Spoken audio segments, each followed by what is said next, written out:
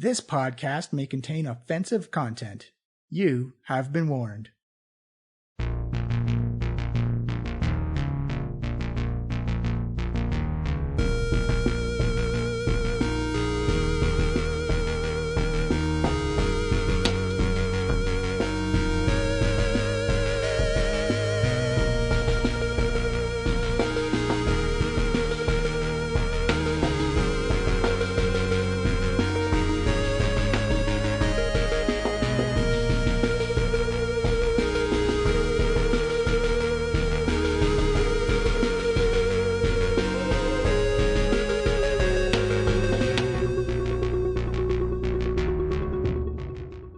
Hello everyone, and welcome to the Diecast podcast. We are a live play 5th edition Dungeons & Dragons podcast. We're currently doing a Waterdeep Dragon Heist.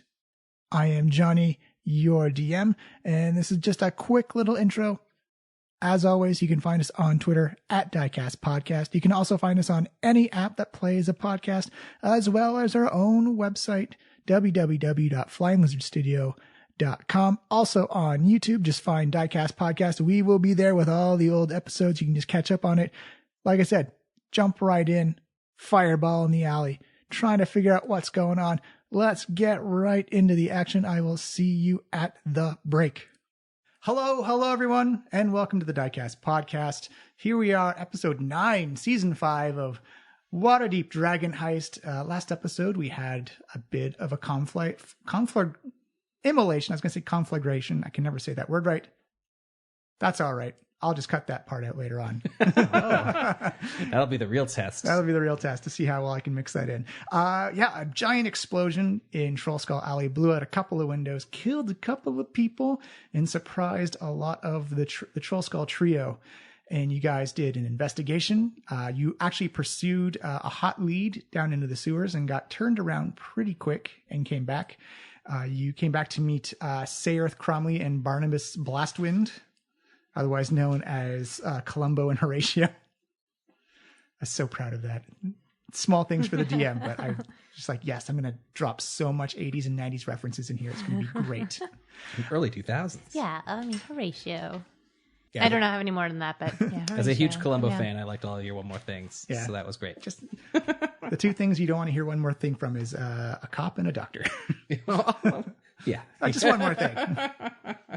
And you guys were contacted by the Blackstaff right away to give assistance to the City Watch to help investigate the fireball explosion, a magical attack inside the city, which goes against the Watchful Order or Magister's Guild ordinance, because they don't like people slinging spells around all willy-nilly, because, there was 10 or 11 corpses all mixed into the pile. You did some interviews. You terrified some high-profile wives, some traumatized children. You herded them all into the Trollskull Manor to feed and supply them, and then that's when Alvin said, hey, we really don't have any food left over. But the Zents can feed us, no problem. Well, we'll see about that, Alvin. So messages were sent off. Barnabas and Saerth came in to take all the statements. You discovered that the young child who saw everything and had his friends incinerated right in front of him discovered that something dropped a necklace of fireballs into one of the rain buckets, and you guys collected that from him. And you actually did Yosef aside, you actually did a good job of reassuring and comforting and consoling the kid. Dead means dead, child. He'll learn one day. Then you made your way. I feel like he learned that day. Oh, yeah. Twice over. Right in front of him. You then made your way over to the House of Inspired Hands to try and figure out where mechanical people come from. And as you came out, you saw a mechanical being on top of the church roof, and Yosef saw it covered all in like these runes and inscriptions and glimmering gold and black all at the same time. And this mechanical bird came flying off the top and hit Waywalker right in the chest. Ow! Doing 2 points of damage on a critical hit. Would have been 1 if it's just a normal hit. And then everyone discovered that Yosef had learned a new technique and summoned Carl. Hi, Carl. Hello. After walking into the church, you guys met with, what was her name again?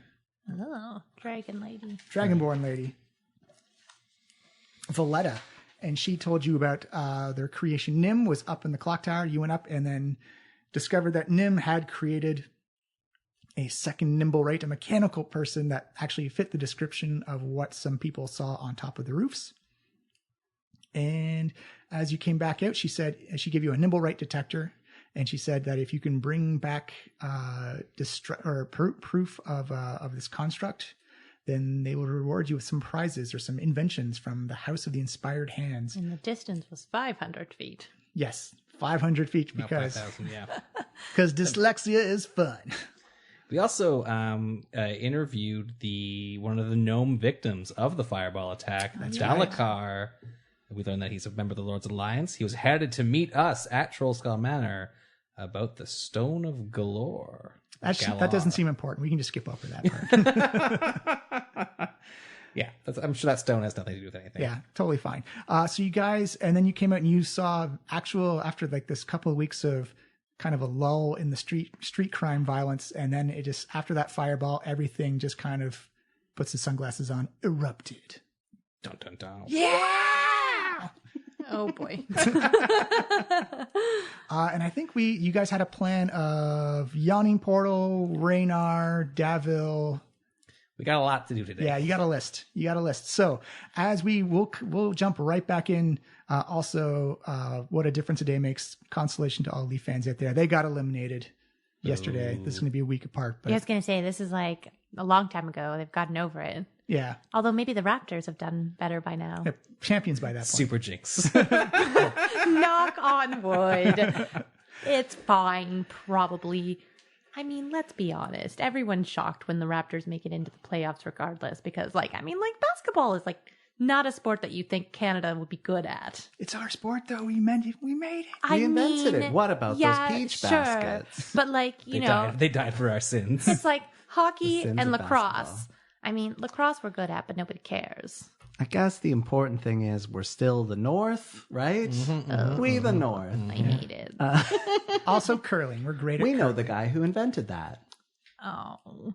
Let's Wow, jump into sorry. a more imaginary world, a more made-up world. Then No less fantastical. Just add a couple of dragons that show will take off in higher ratings. Add dragons to anything, that's true.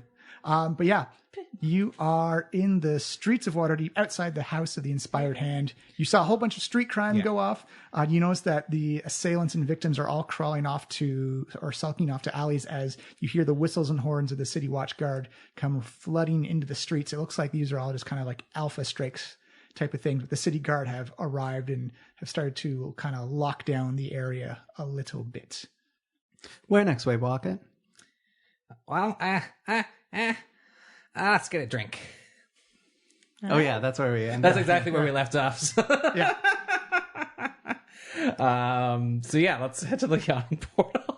A little shell shocked. You head to the Yawning Portal. It is a bright, beautiful afternoon. Sun is out. Skies are blue. It's a little light bit of snowfall coming down that just crunches underneath your feet just a little bit.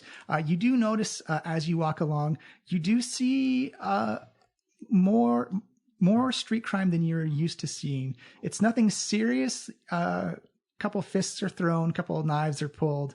Not as dramatic as the first one, but it definitely looks like the anxiety and tension between the three crime syndicates has definitely amped up after that fireball went off. And it seems that everyone who was on edge is now kind of just letting loose on whoever seems convenient and close by. Hold on to your wallets, everyone. Actually, with the Malika Street Urchin background feature, you can actually avoid any checks to try and avoid street crime because you know these streets so well. I certainly do. You guys want to go the back way and kind of just, make sure we're... I've seen enough death for one day. Yeah. You guys make your way to the Yawning Portal. Durnan is still tending bar in his newly given South Texan accent because that's the one I like the best for him. You do notice the usual suspects around. Davil is in his corner. He sees you immediately and begins to to wave you over. And you do notice that Raynar is sitting in a booth as well. Attention, everyone. It is us, your beloved heroes, the Trollskull Trio. Earlier this morning, our beloved manor was attacked in a cowardly fireball thrown by some sort of mechanical puppet. I've lost the thread of this. Whoever has information that can help us in our investigation to find and hopefully kill the perpetrators of this heinous crime, please come forward. Any information that would prove useful to us is worth 5 free drinks. Count 'em, 5 free drinks at our upcoming Winter Shield party. That's from the bar rail, not from their special stuff. And anybody who wants to buy us a sympathy drink today, now. We're suffering. We are. Give me a persuasion check, Yosef. A resounding 21. Ooh. Everybody likes Yosef. Everybody takes notice. So beautiful. And in this lunch rush hour, you see all the faces just of various elves, humans, dwarves, gnolls, kobolds, minotaurs. They all turn and face towards Yosef, and we're like, "Oh my god, I heard they were getting ready for their Winter Shield party. Like, that's terrible. Is the party still going to happen? And you immediately see people begin that background murmur of you've planted a seed of conversation amongst the yawning portal. Can I hear what they're saying? Give me a perception check or insight check, if one or the other. Your choice. bringing Let's us go with beverages? insight. It's an 18. 18. You can tell there's definitely the nothing specific, but there is a lot of concern that something like that happened to Trollskull Manor. They're kind of they've been hearing the hype, they've been buying into the system, and they're kind of upset that this Winter Shield party that's been pumped up these past almost a month now sounds like it's in serious trouble of not happening if people are hucking fireballs at it. My friends, you misunderstand me. We are the Trollskull Trio. We get to the bottom of things. We will find this perpetrator. This Winter Shield party will happen. I am an adept of the cult of the absence of the Poobash Abu. I will throw a party that will rock your mind, even if it happens on a pile of ash, bone, and the corpses of our enemies. But we'll still take your drinks. Give me Oh, yikes. Don't forget about those 5 free drinks. give me a And the performance drinks check. for us. Definite performance. 15. Yeah. I'm feeling my oats up here. You actually feel kind of like this surge of support, and just kind of like, yeah, no one messes with the Trollskull Trio. No one messes with the Trollskull Manor. This Winter Shield party is going to be amazing. Well, Okay. unconventional, Unconventional. to say the least. But this is what you wanted him for, That's marketing. true. All right, Darren, I need 2 of your cheapest. Do them a Wait, cheapest. what happened to the ones that we were going to try and convince everyone to buy us? Everybody roll me a D6. 4 or higher, and you get yourself a free drink. Oh, no. 5. No! I rolled max. I got a 6, so a drink just appears in my hand. Amalika, you see drink orders going in at the bar, and you do notice that anytime someone points to you, Dernan seems just to forget that order. Wow. This is very rude. Wow, the dice tell him the story. and I just feel like this establishment isn't up to the standards that I'm accustomed to. I'm more accustomed to having a 300 gold bottle of elven wine on my shelf. But you're I also guess next time you can fight the... I was fighting the troll. I was right there. Well, you're on your own. It'd probably be better for my profits if I am. Wow. all right. So rude. I've wandered into the crowd, and I'm looking for anybody who might be indicating to me that they've got information. Give me an investigation check, but use your charisma stat instead of your wisdom stat. Because it's like a social talkie investigation. Alrighty. It is a 19. Ooh. Yeah, you are rolling straight fire right now. It's still Jinx it. it's still very fresh. So people don't really have a whole lot of info, but you do get a lot of if they hear anything, they'll keep their eyes and ears and appendages to the ground, that if they do find something, they'll send something up to Trollskull Alley. You should ask them for donations. Yeah, I'm also looking to score some free drinks. That's a persuasion check. It's another 19. Yeah. It's just like, while he's on fire, get us some money to fix the place. So, Joseph, I have some basic questions for you. How many arms does an Aasimar have? Like, like just my 2. And So also those sort are of my full of smoky drinks drink. right now. No, but I've also, don't forget, have hand. my mage hand. Oh, yeah. So let's stick a drink in there. And, I was going to say, like, you have like a hat, like you're like literally panhandling for money to fix.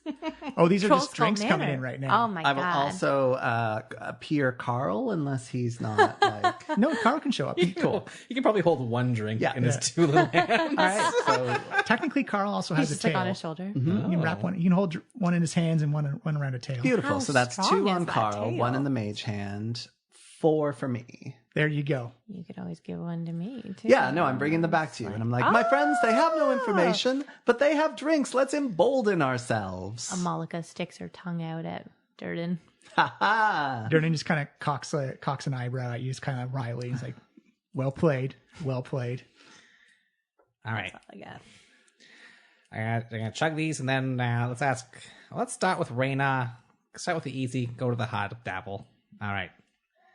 1, 2. Yay. Take a shot back on whatever that I got. Tangy.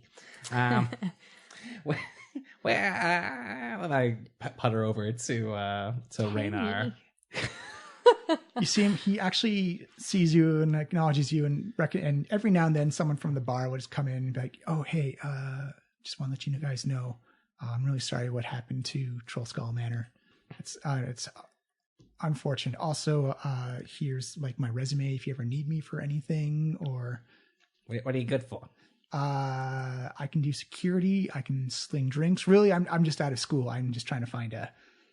Here's my business card, and it's not the most professional looking thing, but I'll give him an insight check.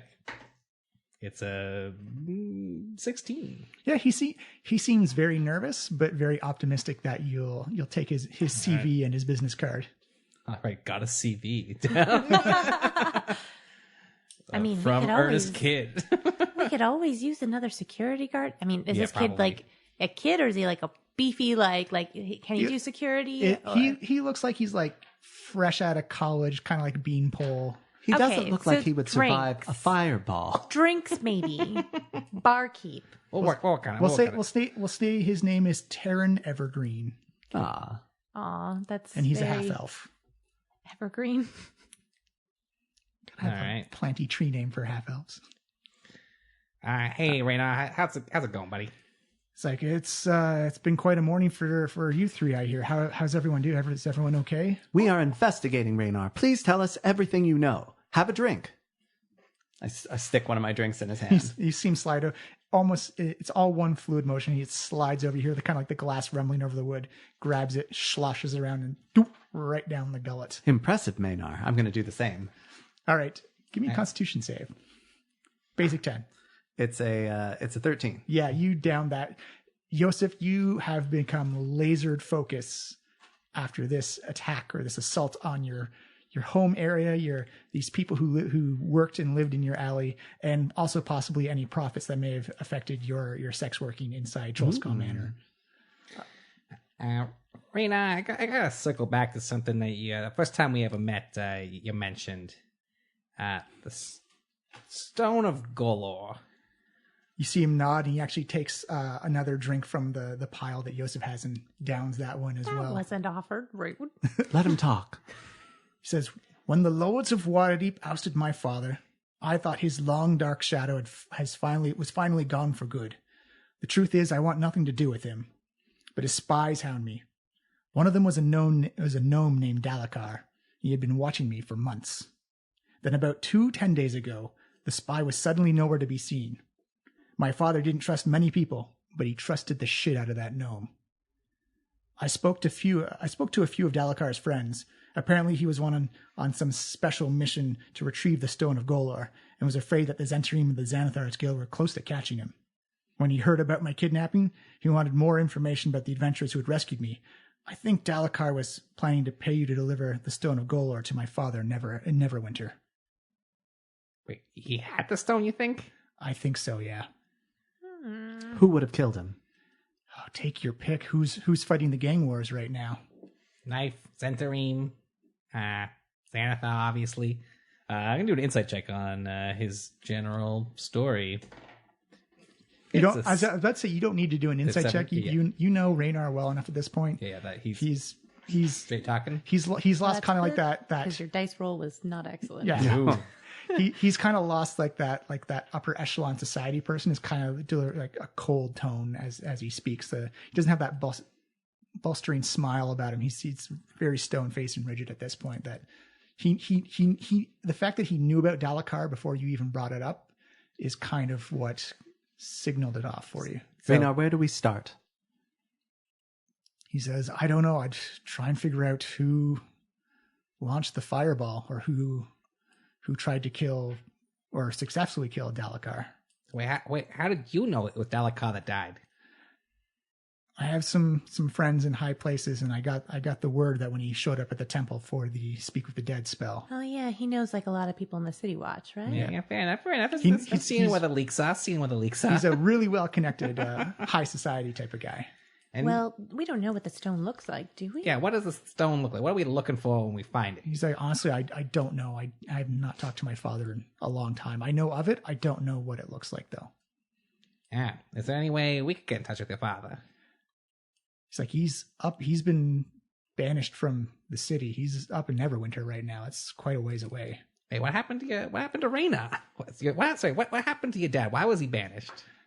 He, a couple of years ago, he was caught embezzling funds from the Council of Waterdeep. By whom?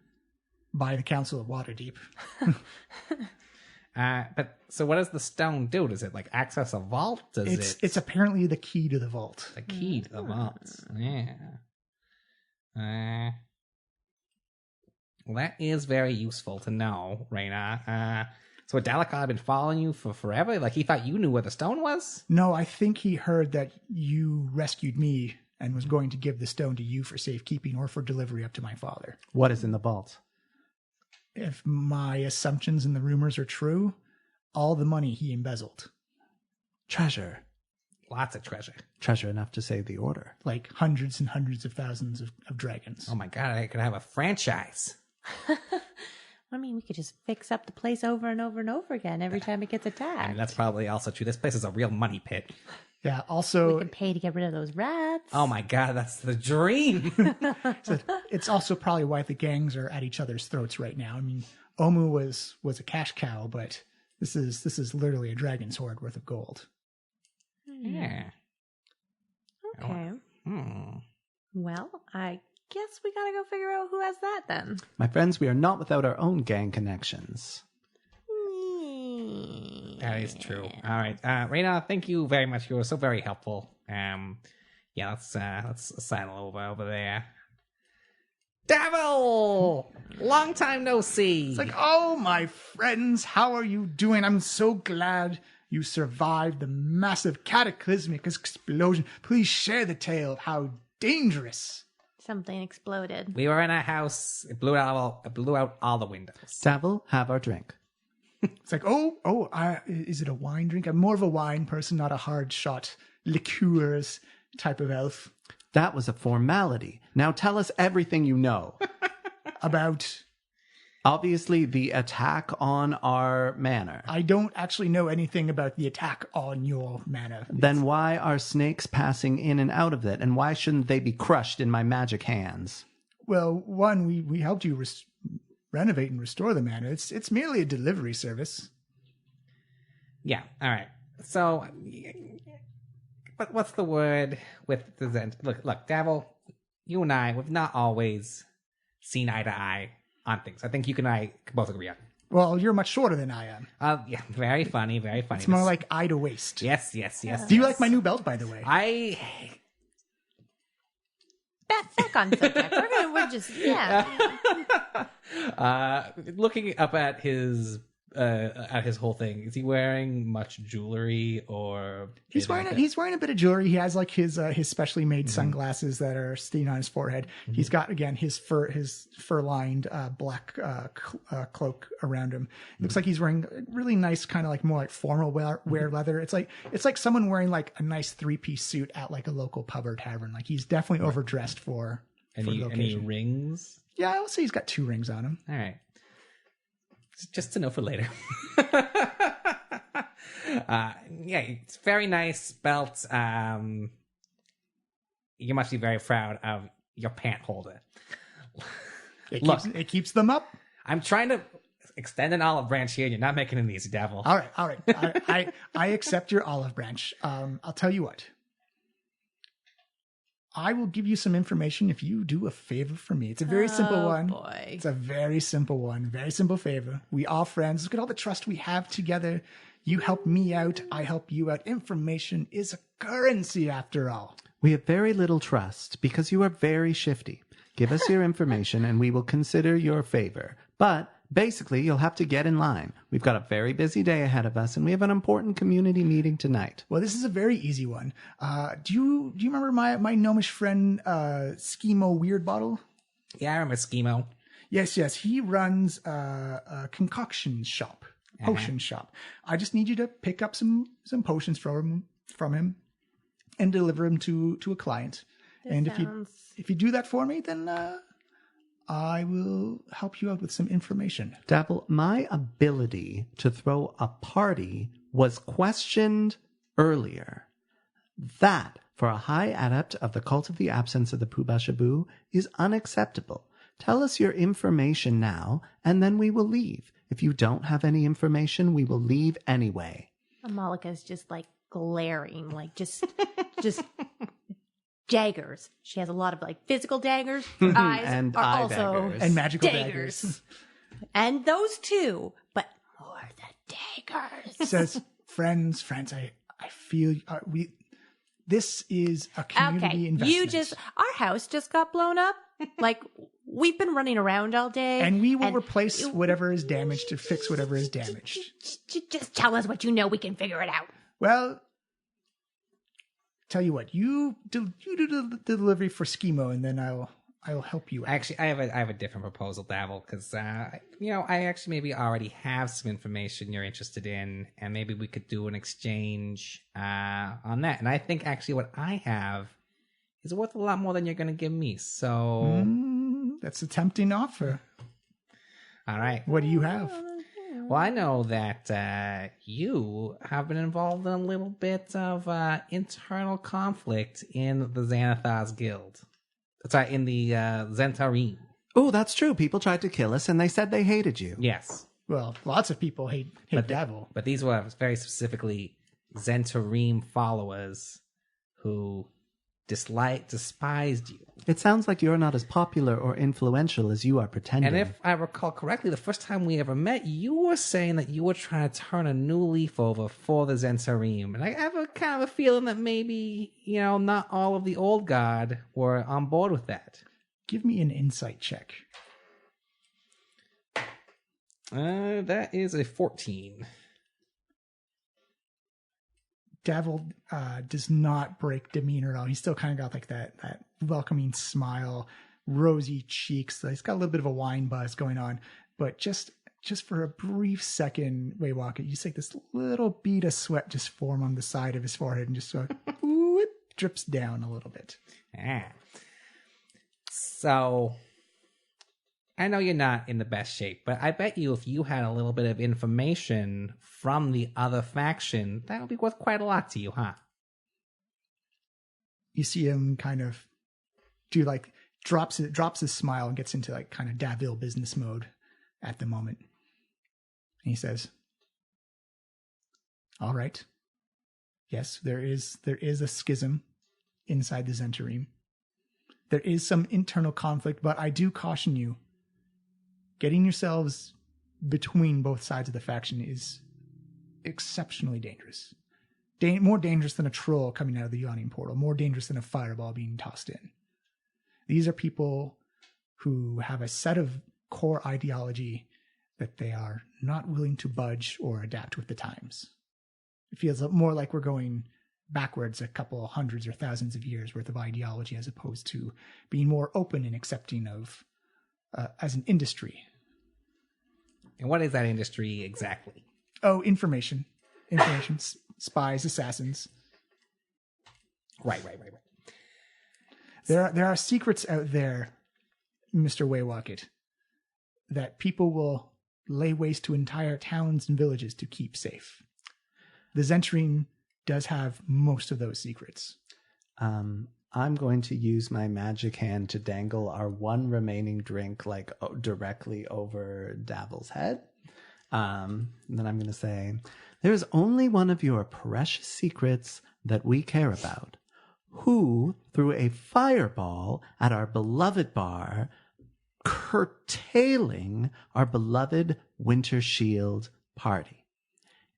Tell us where to go next. You see him look at you and puts both of his elbows on the table and steeples his fingers together and rests his chin on the top. And he says, with 100% certainty, I can say, I have no idea who launched that fireball. I'm going to magic hand dump the drink on him. Oh no. Give me a charisma check, or your spellcasting ability check. My spellcasting ability is charisma, right? Yeah. 17. 24 for Davil as you see another magic hand come up and grab the drink before it spills on his head. He says, I know tempers are high. And believe you me, we want to find out who did this as well. The Zents have an investment in Trollskull Manor. We want to see it succeed as well. Well, we have no investment in you. And as soon as I get home, my unseen spirits will be crushing every little lizard or snake or whatever is flying through our windows. So now it's a question of who gets to the person first. And I'm leaving. Which person are you talking about? We don't. I'm on You my see way. Yosef Got enough. begin to walk away. Okay, I guess that's the way Again, we're going. I think the theme for tonight is unconventional.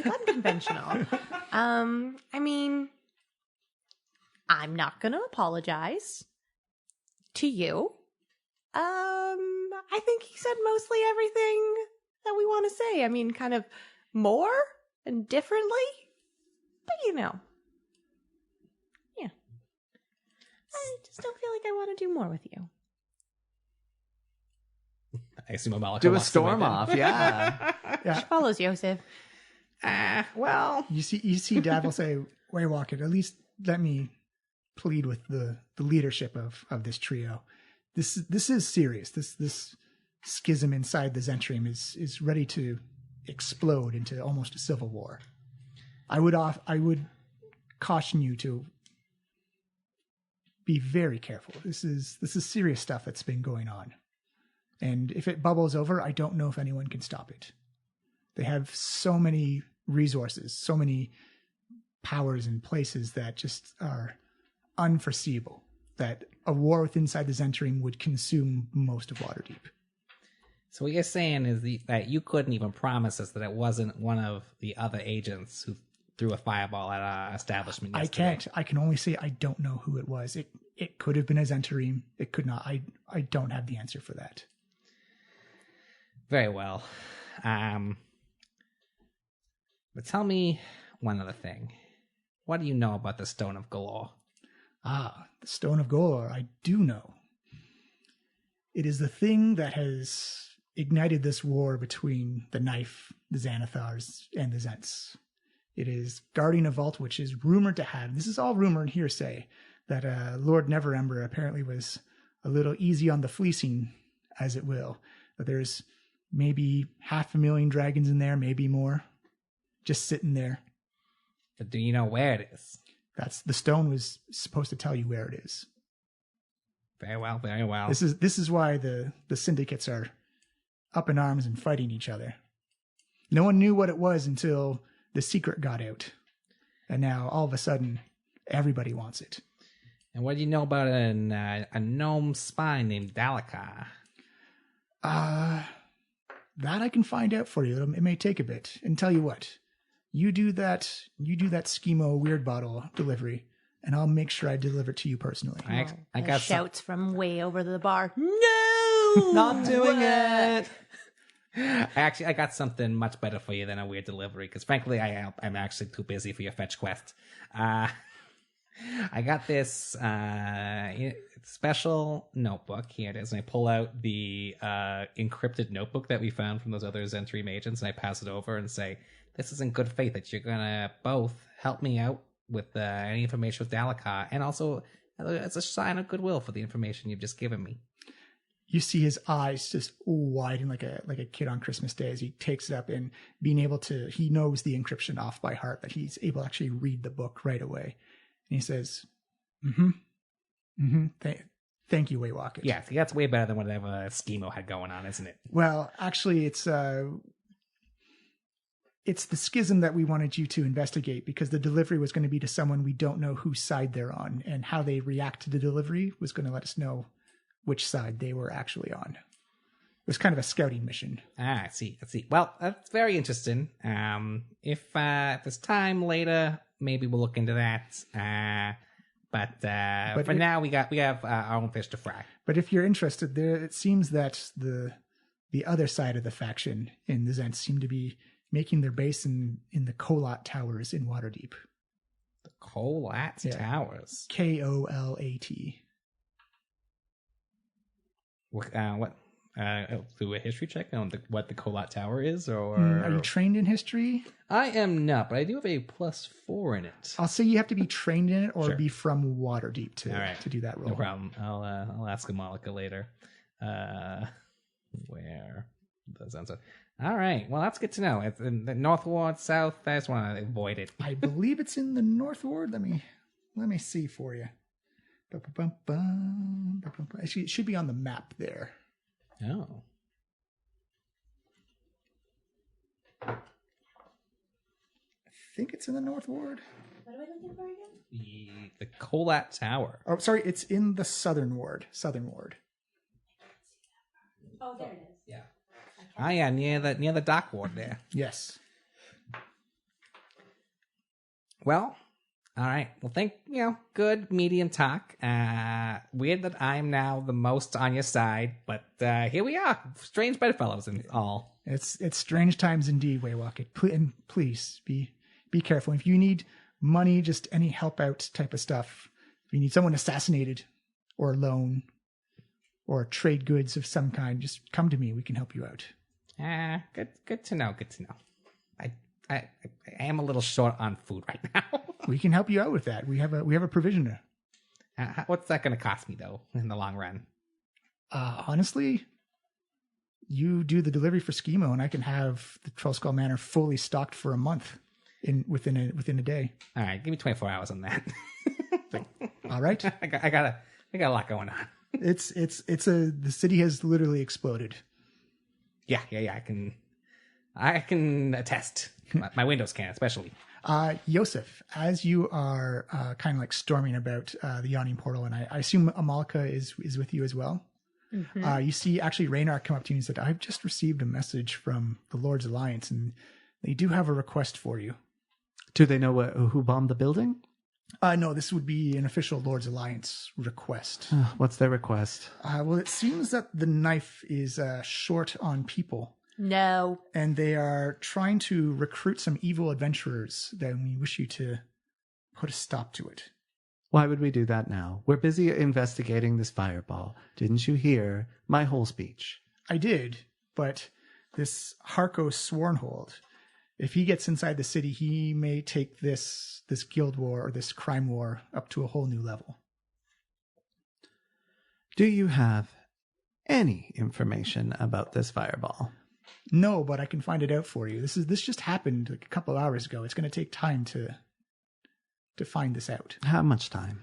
I don't know. It depends. We have to see how the investigation by the City Watch is going. If anyone's doing their own private investigations. Amalika, you deal with this.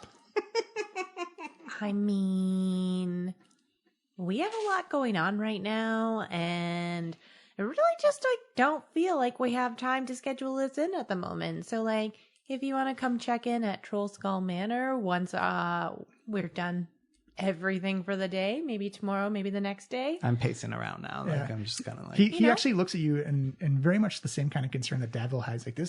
If this guy gets recruited by the knife, he is going to do some terrible things. We just want you to stop. Looks over to Waywalk and kind of flags him down and just, hey, Waywalk it. Okay, so I'm gonna move over, and then No, I'm gonna leave it. my revenge plan from earlier is cooled. Okay. I just wanted to get him back for that belt comment. Yeah, I'll come over. This guy is saying that the knife is trying to recruit somebody and it's going to escalate the gang war. And I'm trying to say, we don't have time for this. Like, are there no other adventurers in the city that can help with this? Because, like, I'm not wrong. We don't have time for this, right? Yeah. So I need some more details. Right. Well, he's been spotted around the Southern Ward and Dock Ward. We got headed that way. He's got a couple of Kenku with him, and it looks like the knife is trying to recruit him into.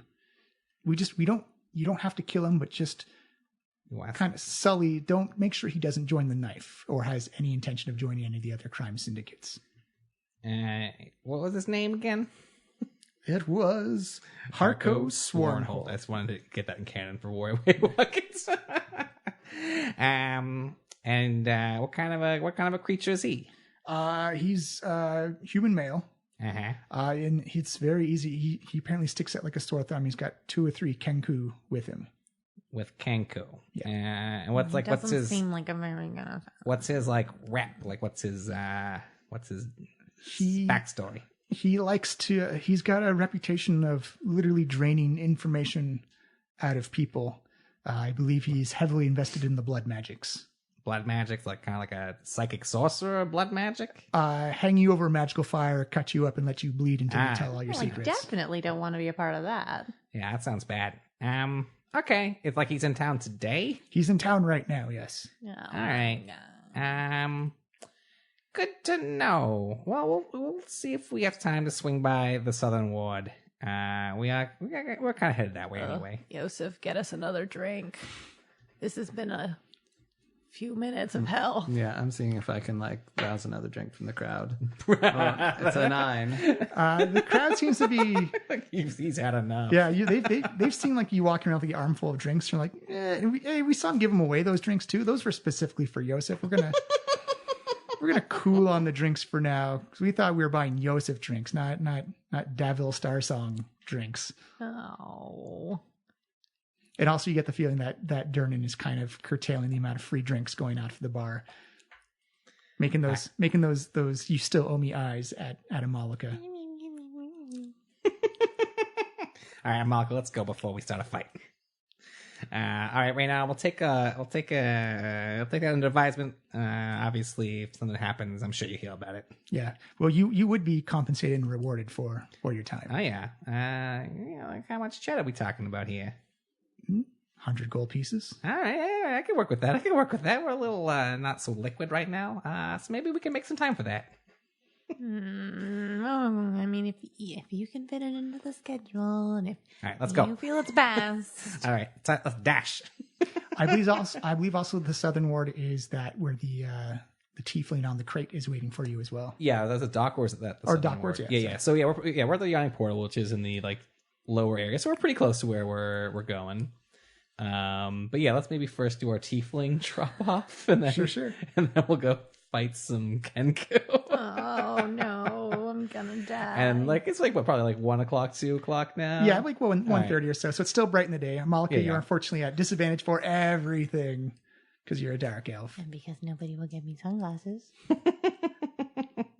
It's a fun problem for you because you can see. Also, good news is that if we get into a fight, you should just use your darkness to cast magical darkness that you can see in. So then you are fine. Then Yosef and I are a little fucked, but you'll be fine. Okay. Oh, I guess you can only see in the dark. My imp can. Carl can see. Yeah, Carl will be able to see everything. But anyway, but that's a good thing to do Noted. if we get caught in a daylight fight. Yeah, let's go. Let's make this little hanky drop off. Hanky. So yeah, it's at Net Street and Dock Street in the Dock Ward.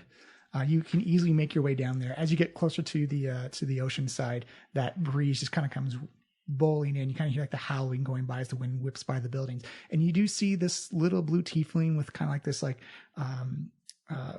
purple cloth shoulder with like the like big poofy white fur, almost like a Rockwillian Christmas kind of image. She's got laced up warm winter boots with like little poof balls just hanging off the laces and stuff like that. She's just sitting there like kicking her feet crossed and just singing a song to herself. Hey. Like, oh, hello. How are you? I'm good. How are you? This accent. Been working on this one too. Are you the person we gotta speak I am. to? Great. Do you have the book? Wait, I feel like I'm lost. Or sorry, not the book. Do you have the cloth? Okay, cool. Because I was like, did I tune out and just like miss a thing? No, I was thinking. Okay. So with my own now invisible mage hand, the cloak, the handkerchief leaves out of Waywalkett's pocket and floats over to the lady. You see her. It's like this little girl takes it. You see her kind of like snap, almost like a shoe shiner polisher. Snaps it, looks at it, holds it up to the sunlight, looks through it. Says, technically, this is not a noble's. What do you mean? He's rich as hell. But I will accept it because, he's kind of famous. So you squeak by on this one. I mean, he's very famous. He's just, a little bit like But he's not less famous. Right now. Yeah, but okay, but not noble though. I mean, We'll take it Okay. though. You see her pull out this piece of red silk that's been rolled up like a spring roll, and it's got a red and purple ribbon around it. It's like, this is for you. Malika grabs it. Thank you. Thank you. You see her pocket the handkerchief, and then just kind of in a puff of purple smoke, just poof. Oh, I guess no follow-up questions at all. No follow-up questions. What'd she give you? So Amalika undoes the little ribbon and I'm assuming it's just like. It actually kind of like unfurls like a scroll or like a banner. Okay, so. Yeah, and you can see that it's got this. It's written in Undercommon in gold thread. Oh. Fancy. Maybe we can sell this for something later. It looks like it's actually written from Jarlaxle himself. Oh, sweet. In gold. What does Derlaxel have to say? He says he wants you to deliver an expose to Gaxley Rudderbust. He's a publisher of a local newspaper called the Waterdeep Wazoo. Okay. Is that it? Yep, you'll find his office on the corner of Inmar Street and Stallion Street. Leave the story on his desk. Don't make it it's essentially like a stealth mission. They don't want you to hand it in personally. They want it to just be a mysterious anonymous donation or anonymous story that shows up. Like a ghost. Also, pull thread after reading this message. Can we play the Mission Impossible music? Boom, boom, boom, boom, boom. And you notice that at the bottom there's kind of like this like golden frill, and one of the threads is a little bit longer than the other one. Okay. Well, we got everything we need from this, so I guess we do this. And Malika just tugs on it. As you pull the thread, you notice that all the stitching on the lettering just becomes undone, and you have a handful of golden thread and a long golden red ribbon or scarlet red ribbon in the other hand. Okay. Well, I'm just going to shove this in my pocket for now. Who knows? Maybe gold thread will come in handy someday. Maybe I'll learn how to write in gold thread. Where's the story? Was it like it's in the? You didn't actually get any of that information. Wait, we have to leave a story, but we don't know what the story is. Narrator, come on. There are things afoot, Mr. Miles, that will happen when they happen. All right. Oh boy. Okay. Well. Well, that can just wait until it happens. I'm then. so glad we came out here for that piece of paper. That was great. What's next? I mean, at least it was quick. All right. Well, let's since we're here and we could use 100 dragons, let's go see if we can find this Hako Swornhole and get him to get out of town. Use your newfound anger energy to maybe we'll. Wait, what neighborhood are we in again? We're in the dock ward here, and he's in the south ward there. Yeah, so we're pretty close to him. I think we can make it back to the meeting in time to set the chairs. All right. If you want to find Harco Swornhold, sorry, you're going to have to do a small skill challenge of investigation checks. More successes before failures. I guess my approach is to like go. Do we have like? Are we doing this separately or together? You can. It depends how. Definitely together. Let's Yeah. not split the party. Yeah, I don't want that. Yeah, you just choose how you want to do it, and we'll set it up. So everyone can do like their own roll, I suppose, of investigation and see what happens. I guess I would just Or go you can- around like grabbing people and accosting them in my normal way. Or you want like, have you seen any Kenku? you can also someone could also sacrifice their role and give assistance to someone else to give advantage to that role. Yeah. I mean, I have been rolling terribly for like the last 3. It's got to turn around. You there? I'm off on my own. Investigation check, then, please. Not great. Only a 3. 3. You see just this look. You grab like the kind of like this elderly couple and like, tell me of Kenku, and they look shocked that someone just randomly came up and grabbed them. Do you flare out? You've also got your spectral wings now at this point. You can make people afraid of you if you want. Yeah. Can I use that Because as a his backup demeanor isn't already. Yeah. Immediately you see these black. Actually, describe your spectral wings. Well, they're sort of like if there were sort of like, you know, when your sort of nostrils flare and sort of like smoke shoots at, this is like sort of the same, but sort of from my shoulder blades. So I'm constantly just sort of like puffing smoke from my shoulder blades. Jeez. That like sort of forms the shape of wings and then quickly dissipates. And it seems like the madder I get, the more close I get to like achieving like a winged state. And more like the detail comes out a little bit more with each huff and puff. You can see this elderly couple is not even paying attention to you, Yosef. They're fixated on the wings. They're just kind of like overcome. You actually notice that kind of like you hear like a bit of a yelp, and this kind of like crowd bubble begins to form around Yosef. Okay, You have to I give him think some space. We need to like. I think you've been doing remarkably well with your strategies so far. Like you have been doing strangely A+, but I think maybe you need to read the room a little bit, just like a little bit. Yeah, maybe like more. You catch more flies with honey sometimes. Yeah, like you see like an old person or like a child, and you know, maybe we just like don't terrify them into telling us things. Oh, they're so old. Why don't they just die? They don't know anything. I know, right? But like also maybe don't say that, because maybe they're just like, I don't want to die yet, and they don't want to be reminded of that.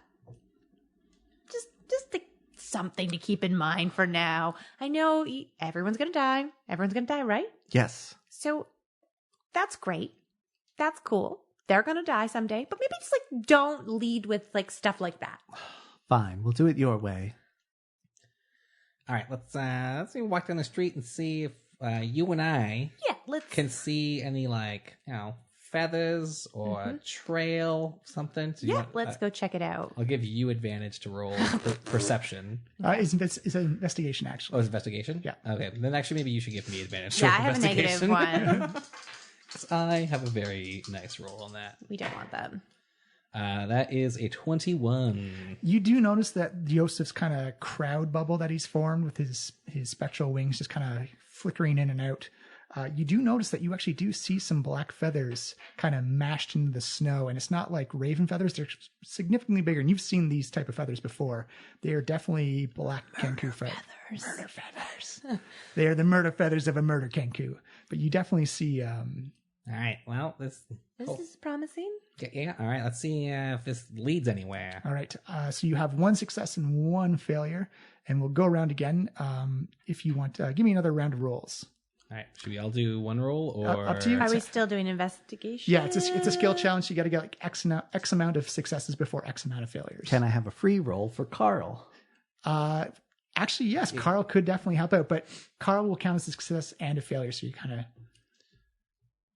Oh, like or maybe using... or actually, well, Carl could give you advantage, Right. That's true too. Because like he's like above. Why don't you roll a double? Well, you can't because you've used your moment to do your own investigation check, so it'd just be a straight up roll for Carl. Oh, okay. Yeah. But does that mean Carl is the only person we've got left? For this round, yeah. You can choose not to do it as well. No, I'll send Carl up there.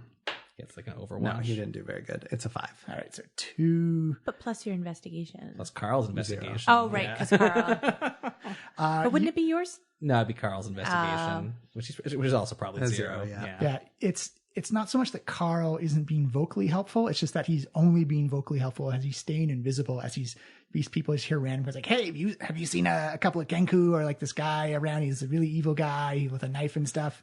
And people are like, who is saying that? And just kind of, No, Carl, they don't like the death. They don't like death. what? I think it's scary. What? These people are crazy. They are. What city are we in? Hell. You know what? A lot more snow than I thought. Hell has literally frozen over. Frozen over. All right.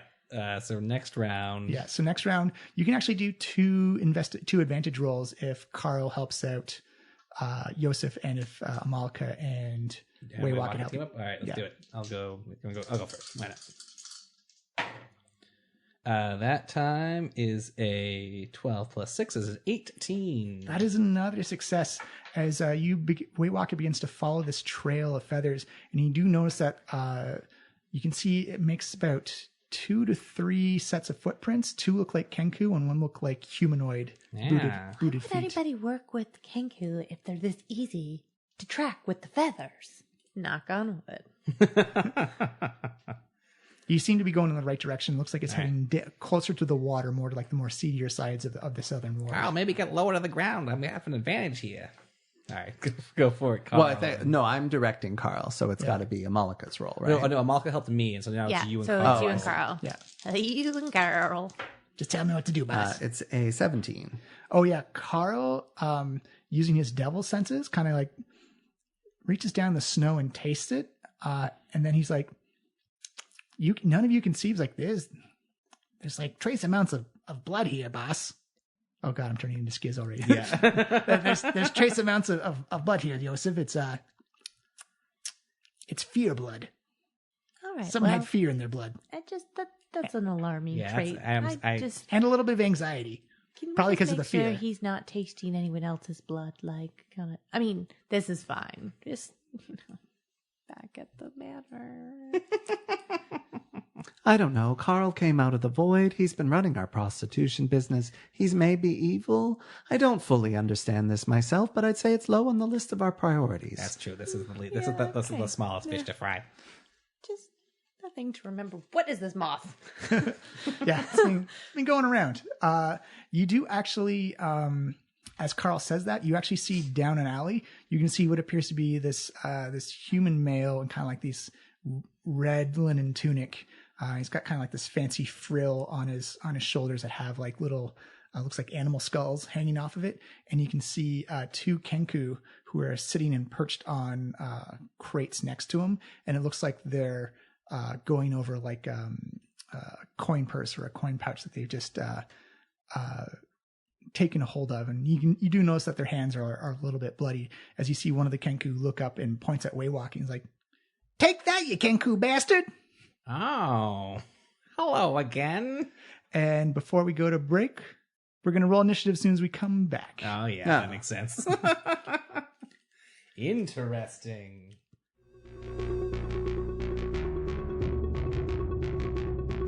If it's not trying to figure out who set off a fireball in your alley, it's trying to make sure the knife doesn't get a hold of blood magic. It's a little scrap in the city, but nothing the Trollskull Trio can't take care of. Or can they? We don't know. It's blood magic. These type of things tend to get out of control sometimes. We hope you've been enjoying the show. We hope you've been enjoying the adventure so far.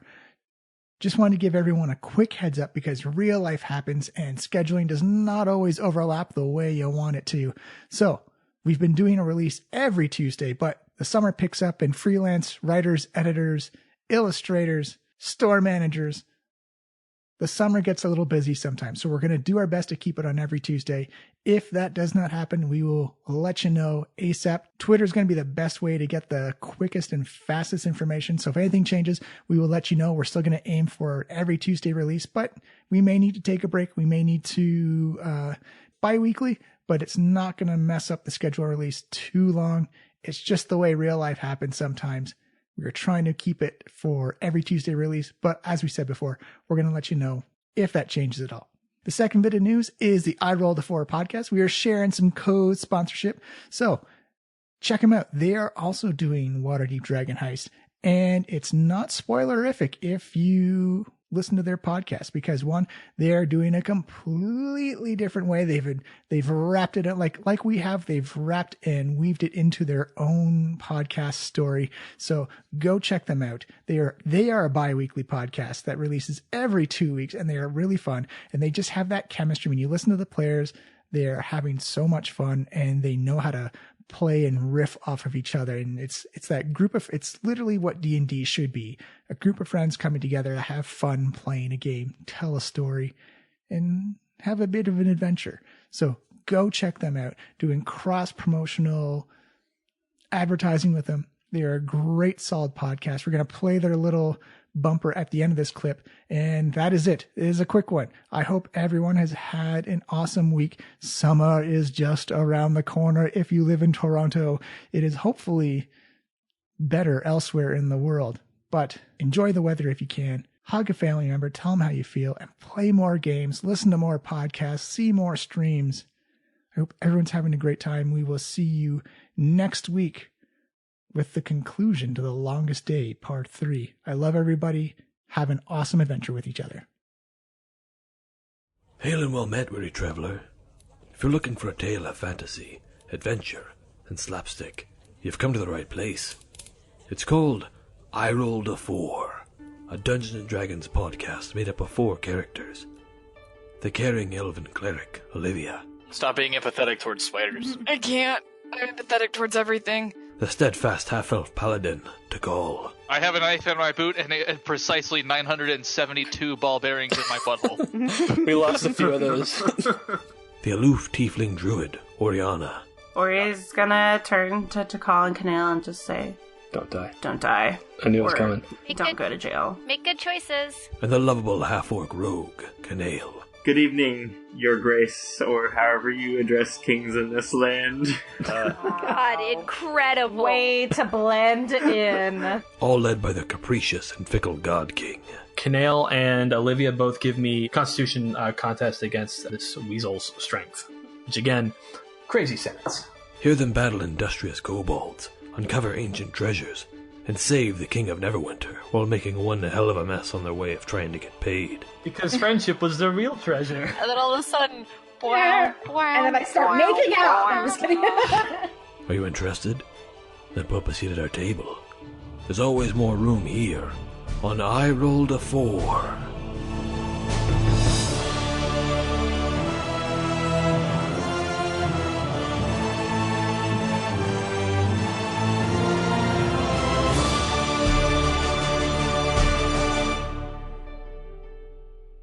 Available basically anywhere you can get podcasts. Check us out at IRAF Podcast on Twitter or on Facebook for screenshots, character art, and pictures of our pets. See you at the table.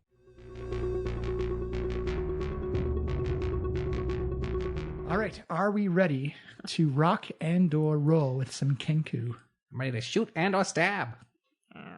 All right, I will need initiative rolls from everybody, including Carl. Carl goes first. Ooh, it's a 10 for Carl. And a 2 for me. Uh-oh. 19. Oh, plus actually for wait. you, like +3, I think. Oh, +3. It's, yeah, 22. Wow, how should I get +3? Elf. Oh, fun. They have more I mean, you have dexterous. 4. You spotted Yeah, I him. got a +4 to this. So mine's also a 10 though, but I have higher dex than Carl. Yeah, what's Carl's dex? Oh, Carl's dex is 3, actually. Holy shit! Do I add that to his initiative? Yeah, you do Yeah. actually. Then he got a 13. Oh, sweet! Carl goes Excellent. Get in there, Carl. My dex is nothing. All right, so it is daytime, Amalekis. You are at disadvantage for all attack rolls and saving throws and whatnot. But then you guys can't see, right? We can move up. Carl can help you. True. But you, so it's bright sky, blue, and just like the lightest bit of snowfall coming down. You think it's more from just the wind catching the excess snow at the top of the roofs. But it gets darker and darker as you get further back in the alley. You are on a main street right now, and there are passerbys who kind of like kind of see like this, like, oh, but it's also given what's happened earlier in the day, they're kind of used to seeing the street crimes and violence happen. So Is this little stabby one, Carl? Yeah. So I have a question. Sure. Like, is it possible to have advantage and disadvantage at the same time? Yeah, they would cancel each other out. Oh, okay. So you don't roll like 2 dice. You just roll like a normal 4 dice and take like the... And also, like, they don't stack. So if you have like advantage from 2 sources and disadvantage from 1 source, it's still just a regular roll. Oh, okay. Yeah. Once you have advantage, you have it, and if you have disadvantage, you can't. It doesn't get any worse or better than that stuff. Yeah. But with the light blowing of wind and snow, kind of making little eddies around your feet, as you look back and you see this individual with a large knife and a coin purse in his hand. There's 2 Kenku behind him. Amalika, you get to go first. Oh, this is the one time I didn't want to roll. Like, okay, so they can clearly see me. Yeah. And I'm kind of standing literally in the alley area, right? So this guy's got the large knife in the purse, and these are just Kenku. Yeah. So one neat thing about, even though you have disadvantage for things, I'm going to just move. Hold on. I'm just going to move this forward so I can. Okay. Your new spell is a saving throw for them, which means you don't make an attack roll. That's true. And these guys are in a straight line, which means you can get both of them with it. Oh, yeah, that's the... Amalika's Ice Blast. Yeah. Oh, yeah. Ice Blast. Fun. Okay, let's try this shiznit out. You may need to bring your mic a little bit closer. Okay, sorry, I was trying to like get Yeah. Okay. Yeah, don't feel bad about moving it either and stuff like that. Okay, so yeah, that's the one that's like the straight like. Yeah, it's a straight line of blast. effect. Yeah. So essentially, it's like a giant, almost like beam of ice, or however you want to describe it. It goes in a straight line, and just, give me some flair. But Amalika's, it's originally Agnar's Scorcher, but we've designed it for ice and cold and frost damage. Yeah. So Amalika has her own flair on. Yes. So this is Amalika's Ice Blast, which I mean, it's not the best title in the world. That's not my forte. But so Amalika steps out and does kind of like a dramatic like swoop with her arms, kind of like, those circle exercises they made you do like as a kid for warm up, but then brings her hands forwards. Yeah, exactly. And pushes everything forward in the ice blast and just, like firmly plants her feet, and it's just like, what comes? Is it like a single beam? Is like multiple pieces of ice going forward? It's going to be like shards, like she took up like just shards of glass, or ice blast glass. So you you see Amalika like plant her feet and kind of force her hands forward, and you see like this force of energy just get below the snow behind her as you see ice shards form from her hands and go shooting forward. And that's a dexterity save for both of them. Yeah, those 2 guys. Did you move her up, or you got to move up a little bit to get oh wait, do I have to move up? You don't. You can use your meta magic to extend your spell. Oh, actually, oh, cute. Yes, you could actually, if you wanted to meta magic and extend your spell, you could double the range and stay where you are. Might as well hold on Do to I have that to range. use a spell point? Yeah, one of your sorcery points. But you got 3 of them. Might as well. Oh yeah, but those replenish after a long rest. After a long rest. Yeah. So like overnight. Yeah. Okay. So up to you. I'm gonna stay put and definitely use that because cool. Yeah, that's totally awesome. I forgot you had that. I'm afraid of people. So blast them. Things are continuing. I haven't moved forward, and you shoot a beam or a funnel of shards of ice. Roll me up 3d8 for frost damage. And I'll see. This one's a d8, right? Yeah. This one's a d8. This one's a d8. Okay. Yes. Sweet. That's pretty good. Oh wait. So 13. 13 ice damage. What's your spell save DC? Should be on your character sheet in the middle. Spell save DC. 14. 14. So the guy with the knife fails. The Kenku behind him saves. So the guy with the knife is going to take 13 frost damage, and the Kenku is going to take 6. And then I'm going to guess it's the end of my roll.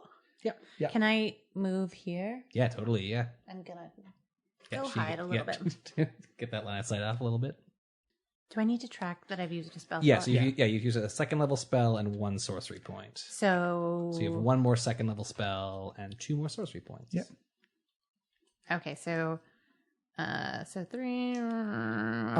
Based off of that, the Kenku looks severely hurt, and the guy with the knife looks bloodied after just being like, you see, like, Holy shoot. pop, pop, pop, pop, pop, almost like he's being Yes. almost like a paintball gun, just like these explosion, like these ice shards, just like popping right through him and actually hitting the Kenku behind him, as it's just almost like this perfect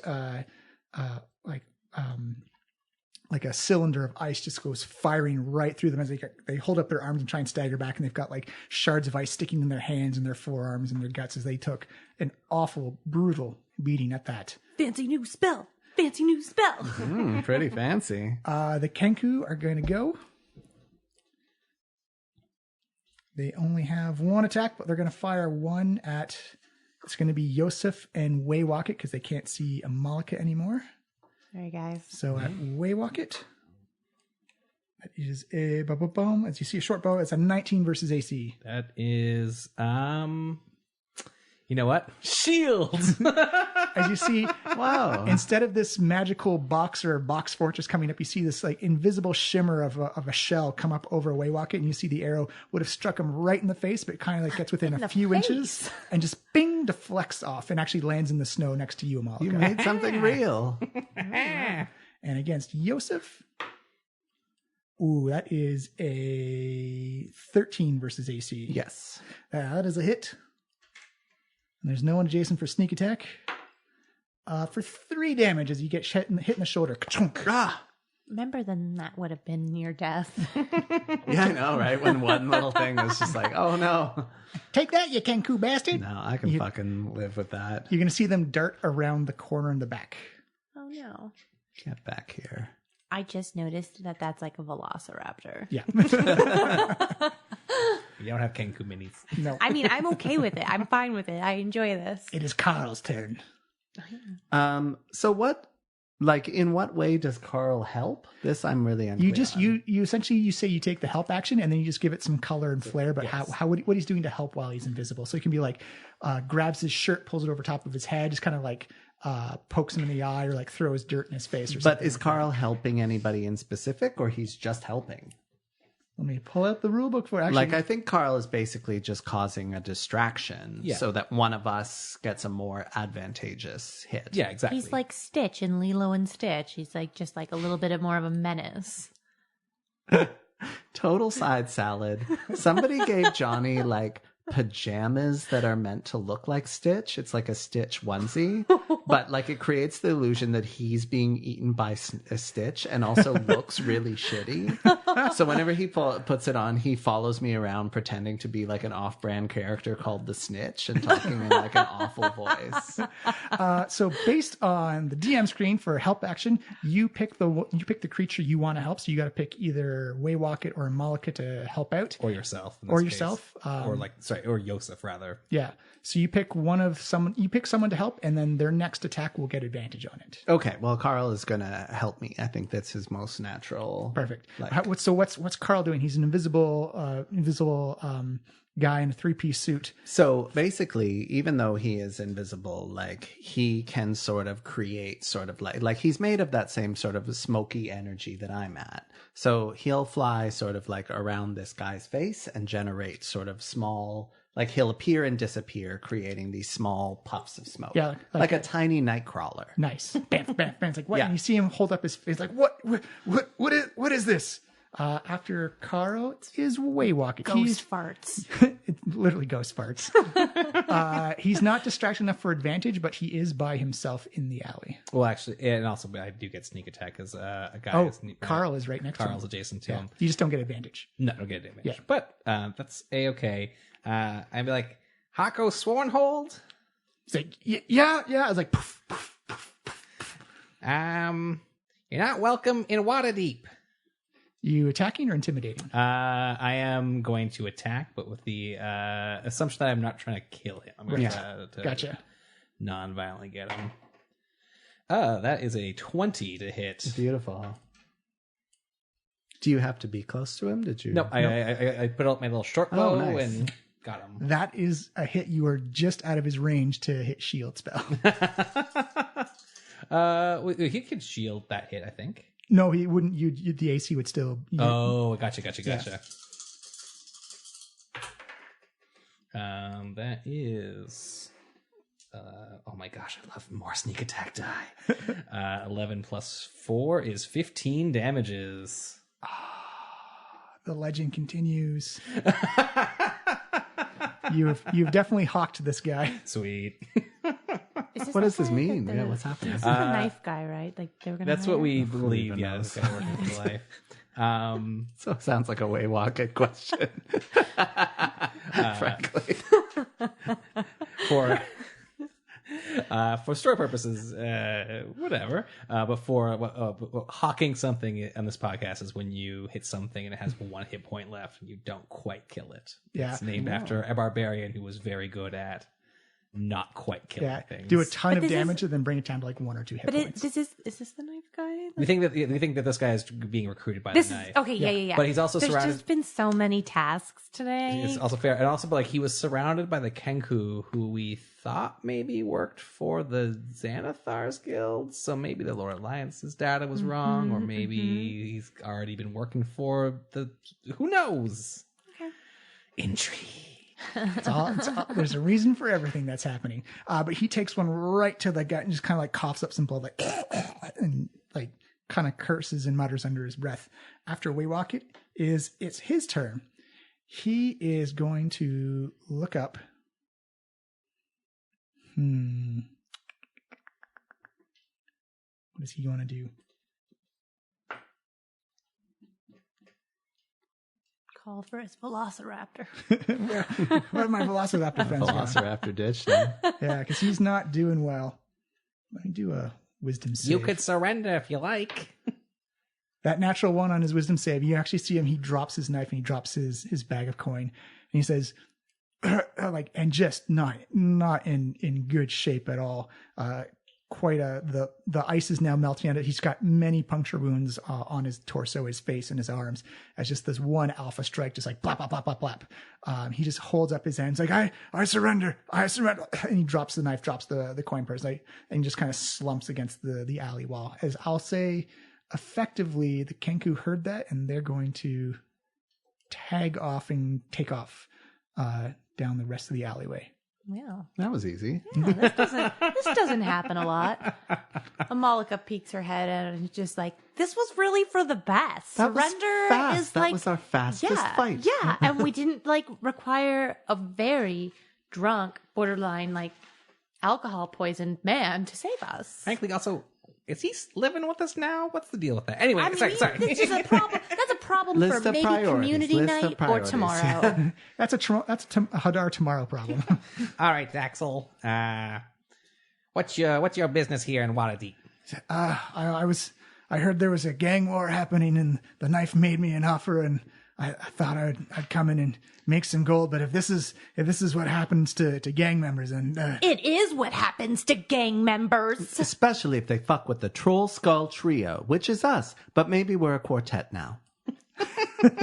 you see confusion and a little bit of fear. We're like trio and a half currently. He's like, Did great, Carl. Beautiful soul. I'm more than half.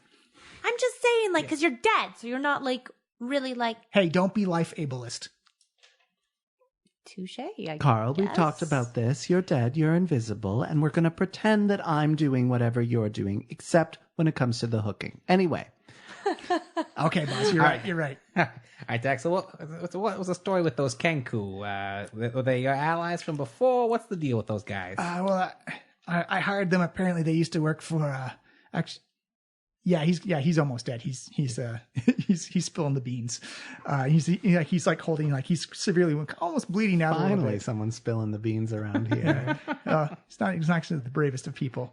But he says apparently they used to work for the Xanathar's guild, and I guess they fucked up or something like that, and they got kicked out or threatened to be murdered. So they flew the coop, as it were, and they were looking for work, and I hired them. First of all, good butt pun. I like that a lot. Second of all, So you got any outstanding warrants here in Waterdeep or what? No. I just heard the offer and came in looking for opportunities. Are you guys hiring? You guys are pretty strong. I'll definitely. So what was the offer again? Sorry. Oh, it was just like a couple of dragons to go in and scare some, rough up some people from the Xanathar's Guild and from the Zentarim. I mean, target the Xanathars more than anything because that's what the Kenku wanted to do. But yeah, I'm magical muscle, as it were. You guys move fast and you're strong. You see him like trying to like stop the bleeding in his shoulder and his We gut. really are, and we're always like this. Well, if you need any magical muscle, I'll definitely offer my services for you.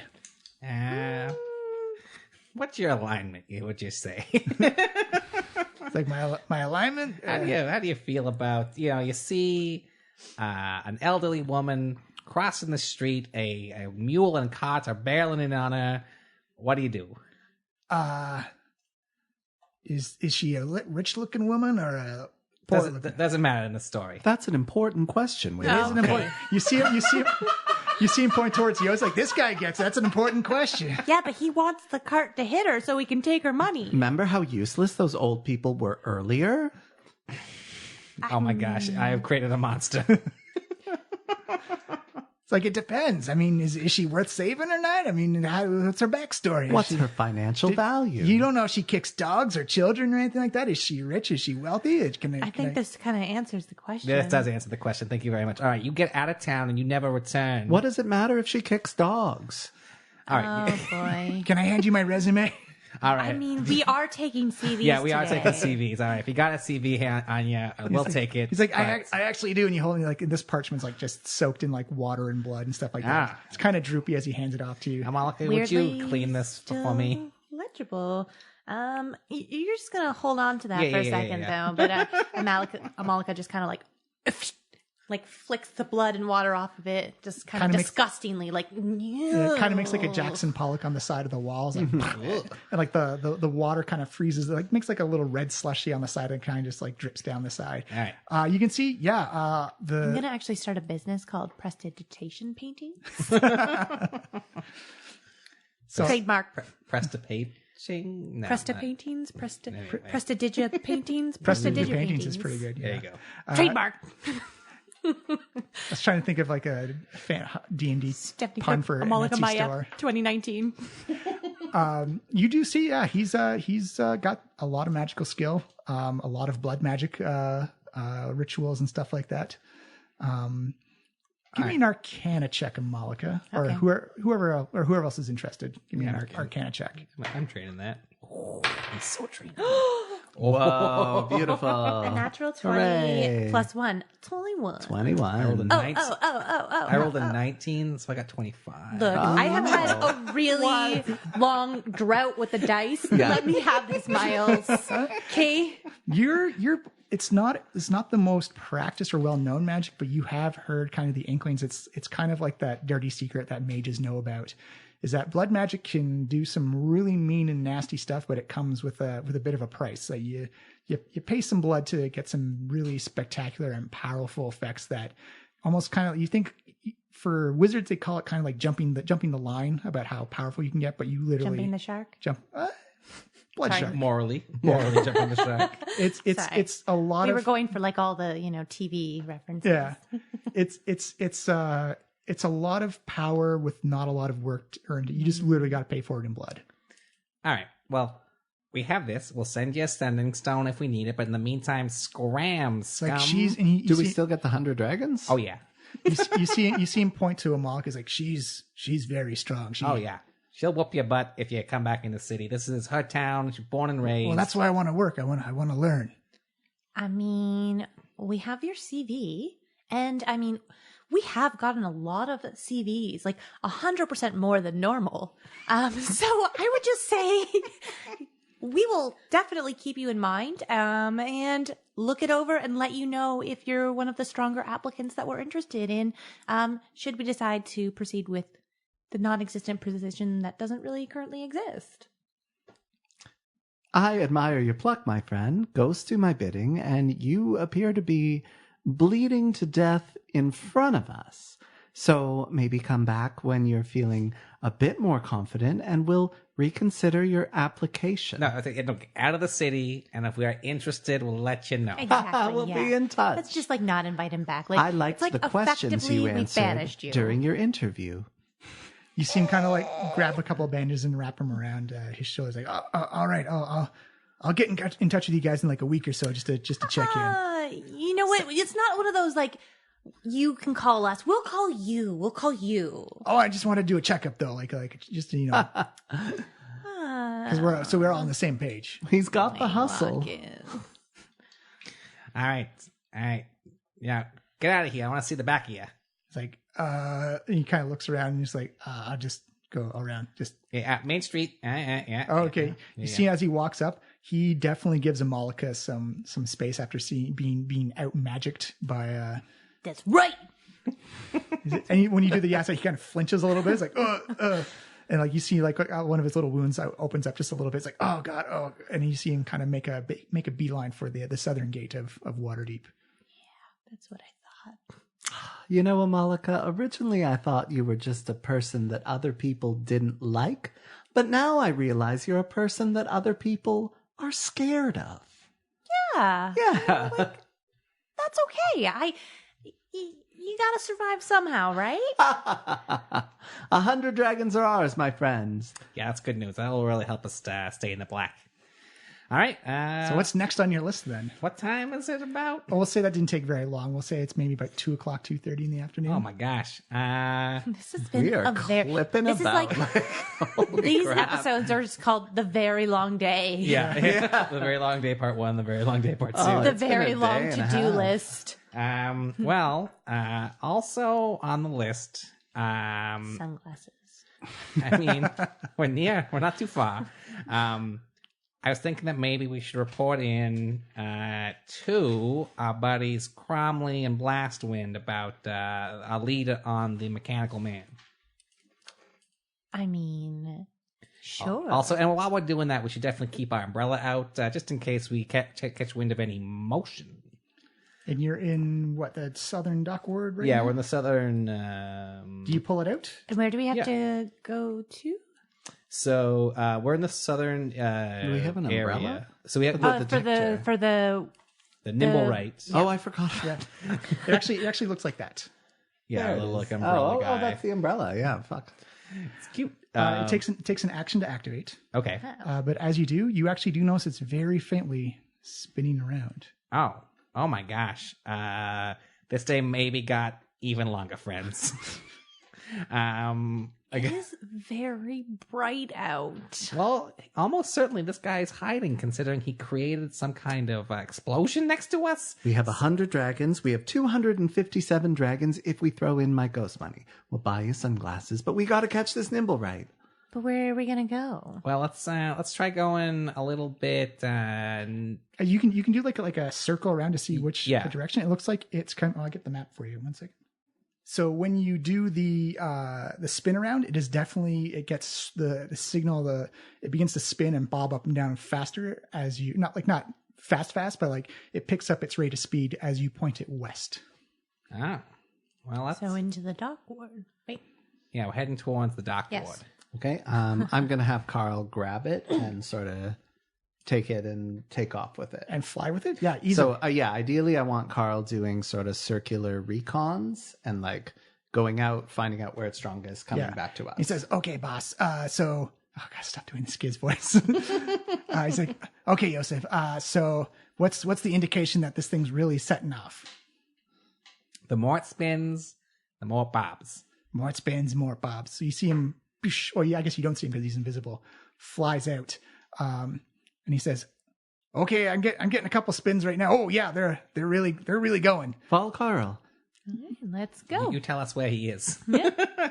Well, we can see the thing like flying around in the air. Like, it's like once he grabs it, it turns invisible as well. Oh, interesting. Yeah, and it's only like the size of like a large cigar. But doesn't Carl turn visible when you want him to? Yeah, there's no reason why Carl can't be visible at this point. So you see like this little man in the 3-piece suit just go flying off Johnny Storm style. And you see him begin to do some laps, and you see telepathically in your mind, Yosef. It's like, Yosef, these two boats by the dock ward are there. This thing is flying off, but if I go like a little further into the harbor, it weakens and then strengthens up again. So I think there's another one out in the harbor as well. Oh, so there's two of them. He's like, no, there's three. Oh, right, math. Oh, what? Well, is it like for a specific thing, or is like a group of things? That's for a creature. Well, actually, maybe I can. Well, if he's back now. Yeah. It didn't take very long to. It is. Well, it's for a whole category of being called nimblewrights. But the tower of the handsy people, hands-inspired.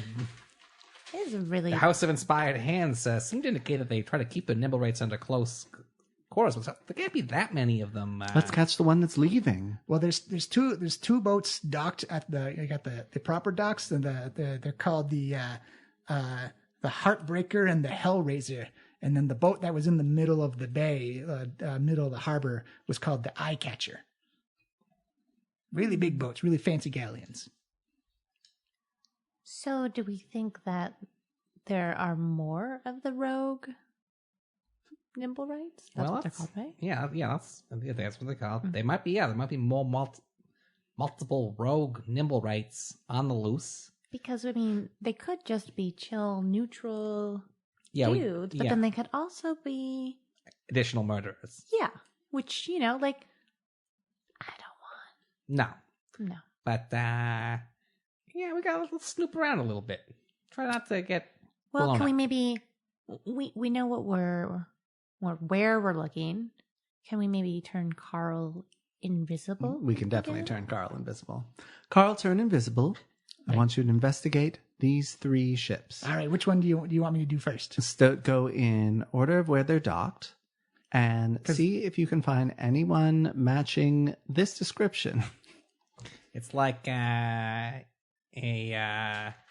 he have a red cloak, a gold mask, and a hat, and a big mustache. hat with a feather? Yes. Gold face with a mustache. It's a red, bronzy kind of hat. A white feather, possibly red, depending on the errata.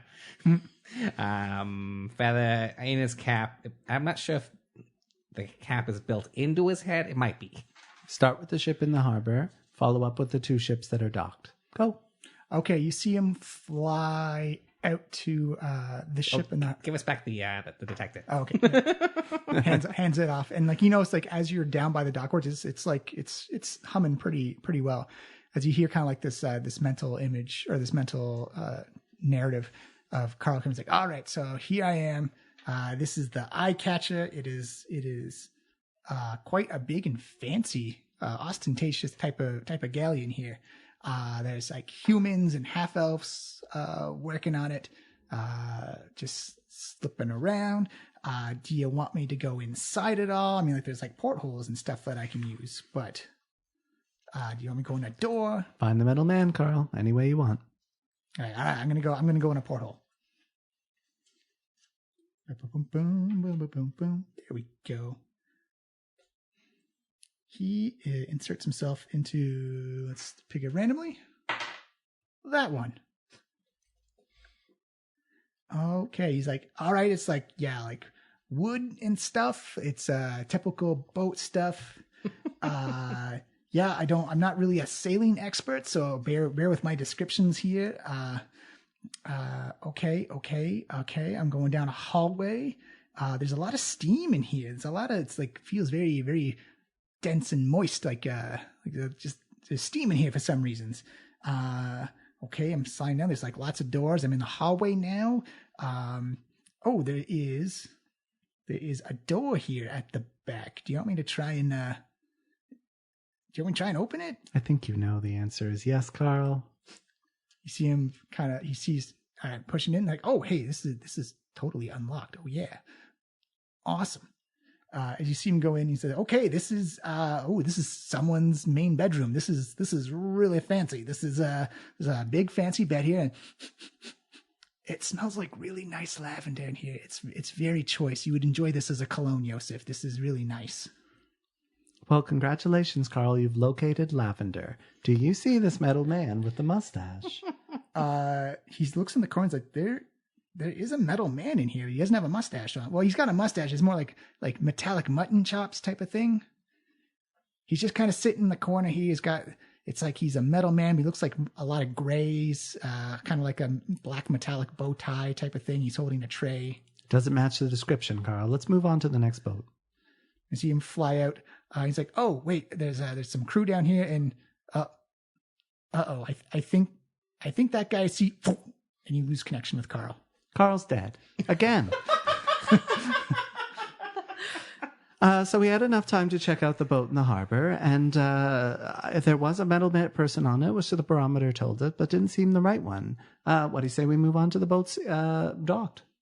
I guess so. So which one was the one that we just checked? The eye catcher was the one you checked. Yeah. Okay. So then there's the Heartstopper. Heartbreaker. I know because the song's stuck in my head now. And the Hellraiser, I believe, is the other one. I could have remembered that also because I immediately thought of the movie, but I was too busy with Heartbreaker. All right. Well, without our magical scout, we're gonna have to do the old-fashioned way. Can I sense the presence of Carl, or he's just? Oh, he's gone. Okay. He's gone. He was murdered by something. He said he saw. I think that someone sees me and then gone. Is it only one unseen servant, or was that a separate specific? That was a different, a whole different thing than the unseen servants. They're still in wait if we need them. Although they can't fly. They're not as useful as Carl. They can't fly around and stuff. Yeah.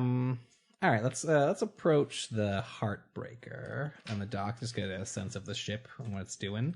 All right. You see, this is the mast of the ship kind of arcs into most bows of the ship kind of go perpendicular to the water. This kind of arches and goes straight up into a very showmanship type of bow. You see it's got 3 masts, and this ship is colorful. It's got blues and reds and golds and purples on it. You can actually see humans and half-elves working, manning the crew. And you actually see them, it looks like it's a circus ship, and you can see animals being led on and off the boat. It looks like people there. It's very busy, but it looks like this is, you've heard previously that there is a traveling kind of ocean circus that comes in and sets up a stage and whatnot. It looks like this is one of those boats. And you actually see because it's right adjacent to the other boat that he saw. They look very similar. This one specifically is for working with animals, and the other one, which is maybe 10 feet away or just 10 feet down the next berth, looks like it's again very same kind of showmanship. It's got difference. It's got more yellows and greens and blues on its colors, but the same type of bow that kind of peeps up in the 3 masts. And it looks like it's again humans and half elves, and it looks like they're just crew workers keep maintaining the ship and making sure that supplies are going on and off. It looks very busy for an afternoon. The second one, that was the Hellblazer? Yes. Okay. Is that also a circus ship? It looks like they're connected to each other. Oh. You don't have illusion that you can cast or change yourself into somebody who would fit in with them. Yeah, I can make myself look like somebody else. I'm not sure who I'd make myself look like in this case.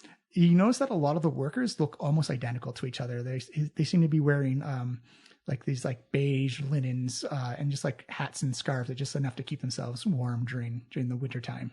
Well, maybe let's try some little old-fashioned shooting the poop with some of these guys, all casual like. Okay. I'm thinking maybe we pose as some, fans of the circus. We're excited about circus things, but we also maybe heard something about a magical man, and we'll try to see if we can get any information on those kinds of lines. We all like that, yeah. Let's do it. Let's see. Can't hurt. Yeah. All right. So yeah, we'll mosey up. I'm like, oh, wow. Look at this amazing ship. There's so many colors. I can't believe we've traveled so far. Now we're seeing them in real life. Circus folk are the best folk. My eyes, they are already very sore from this light and the colors, but they're making them less sore with the beauty. This must be the definition of ecstasy and agony for you. It is. Waywalk it is. If there's one thing that's impressive, it's carnies. Oh my gosh, you guys must love working here in the cicada. And just look at that beige that you're wearing. It really suits all of you. It's just it's great. You see this barrel-chested human with the beige tunic and kind of like this beige scarf wrapped around his head and kind of like a red toque on top of his hat. His skin is very, very tanned and olive color. Just someone who's been out in the sun quite a bit. He's like, "Ooh, you interested in the circus now, are you?" Oh yeah, huge fans. We love the magic, the wonder, stuff about it. The jumps, the leaps, the things I've heard. Well, you should be ready for tonight's show. We've got creatures of wonder from across the world. What? Do you have a mechanical man with a mustache? Because I love the circus, but that might make me love it more. Give me a persuasion check, Joseph. Just get him to the point. 24. You rolled the nat 20. He's like, actually, you see him look around like, cock an eyebrow at you, like, we do. But it's not part of the show. But because you're so keen and you love the circa theater, I think our captain's I know I'm going to say this wrong because it's such a funny. It is in fact that name. Zardar Zord is he has a crew of mechanical people, and if you ask nicely, we can arrange a private little meeting. That would be amazing. I mean, we already clearly love the circus, clearly so much. We but that said would it a just, lot. It would just make our very long day great. Well, I'll tell you what. I'll give you some tickets for a show tomorrow, and I'll arrange to have dinner with him tonight, if you're feeling brave enough. Tonight. Oh. What time? We'll say plot-wise, same time as your community meeting. We actually have dinner plans tonight. I will happily accept your tickets for tonight. Oh, no, I mean, the tickets are for tomorrow. The dinner's tonight. The dinner's tonight, yeah. He's got a busy schedule. Joseph, you do love free dinner and drinks and stuff. And the circus, as I said. Yeah. It's a show unto itself to have dinner with the captain.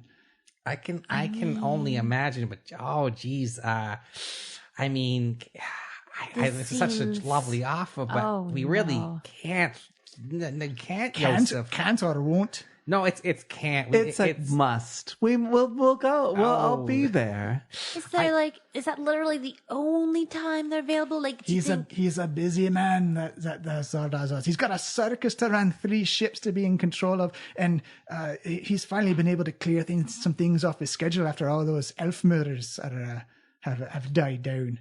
Oh well, I mean, that's a real load off of everybody's mind. It is. I mean, I'm an elf.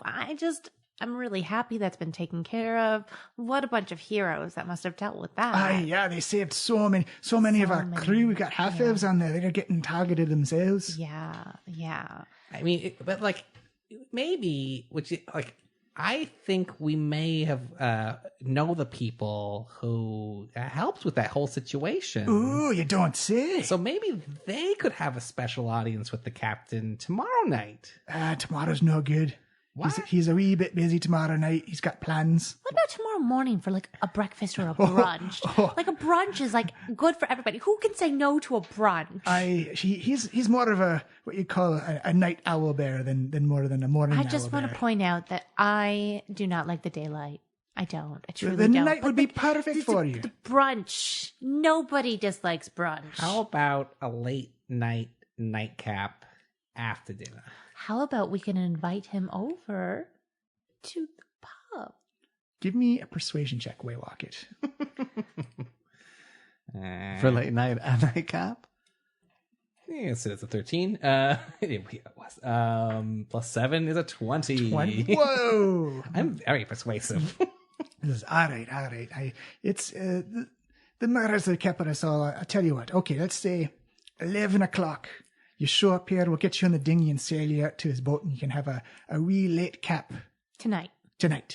Oh, he's not on this ship, eh? He's like in the harbor. Oh, he's way out in the harbor doing his business. Cool. All right, yeah. Well, we will Have a very short community meeting. Yeah. We're gonna. We have a very important plan. We'll be. It's been a very long day, and it's just getting longer. Yeah. We'll be back. Thanks a lot. Welcome to the hero's life in Waterdeep. Goodness, I'm just like, I'm tired in real life, and now I'm tired in like my fantasy life. Like, there's no escape. Oh my God, days after days, yeah. All right. It's just like, we don't know how to say no. Like, this reflects my life too much.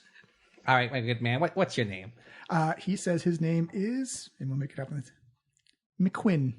All right, McQuinn. We'll ask for you when we come back. And, What a great name. It's a great name.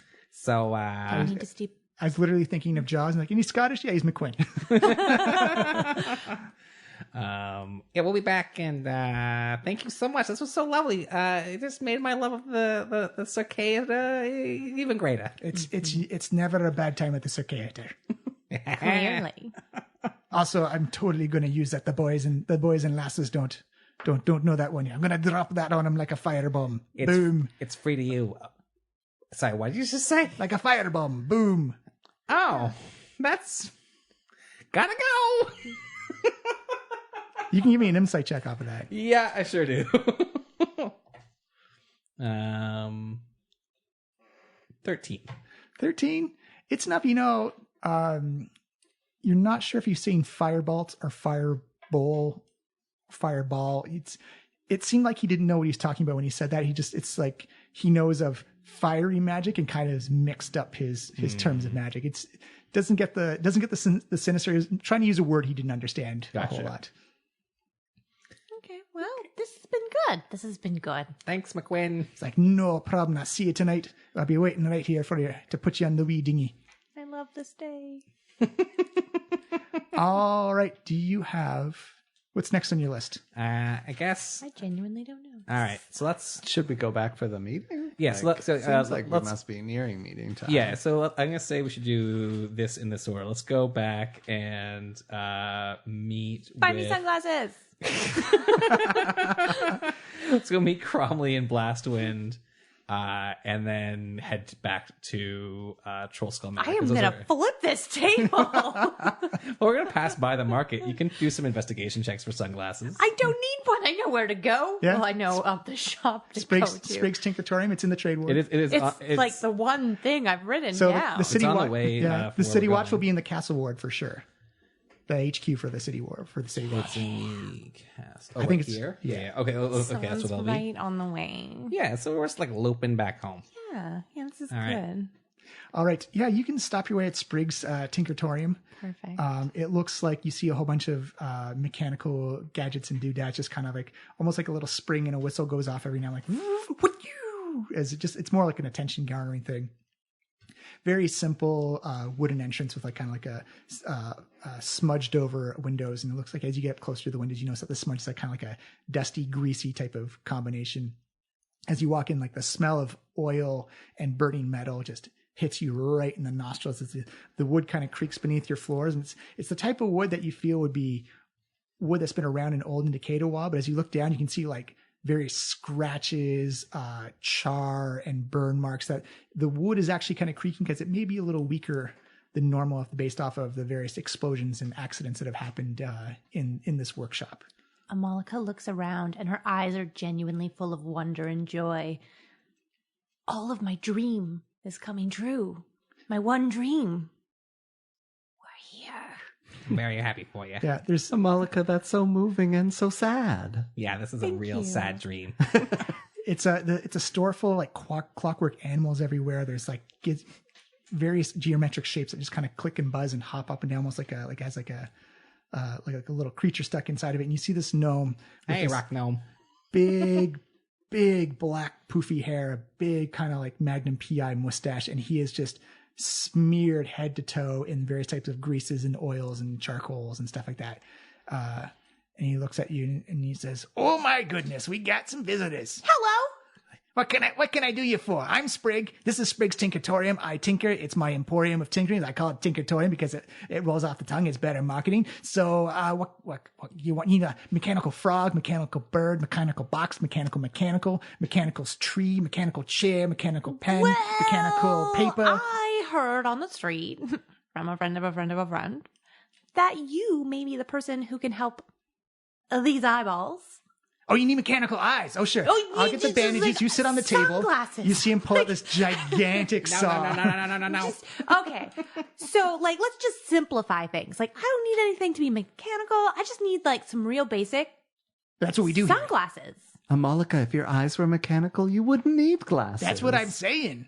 Mechanical eyes can do a lot. I want to reward you for your not all that inappropriate behavior. So that is a very good thought, but I don't feel like I want to replace my eyes. I kind of feel like I just like to keep the ones I have, but like be able to use them in the daytime. Let me just sell you on the mechanical eye for a second. Allow my sales pitch. You see him pull out like this little brass globe. It's got like little tiny gears and clockworks, and the kind of like little pieces just kind of move and shift. And it's got kind of like that bronzy coppery iris and like kind of like this black hole where where like the light would come in. So you see him put it down on the table. It's like, this is your mechanical eye. You see him reach under it and hear like kind of like this click of a metallic box. He pulls out a grape and puts it next to the eyeball. This is your regular eyeball. You see him pull out this giant wooden mallet and smashes the grape. Oh. It's like, that's your regular eyeball. And he smashes it down on the mechanical eye, and it just kind of crimps the metal a little bit. Like, okay, well, fair enough. It was a heavy blow, but that's the mechanical eye. It survives mostly.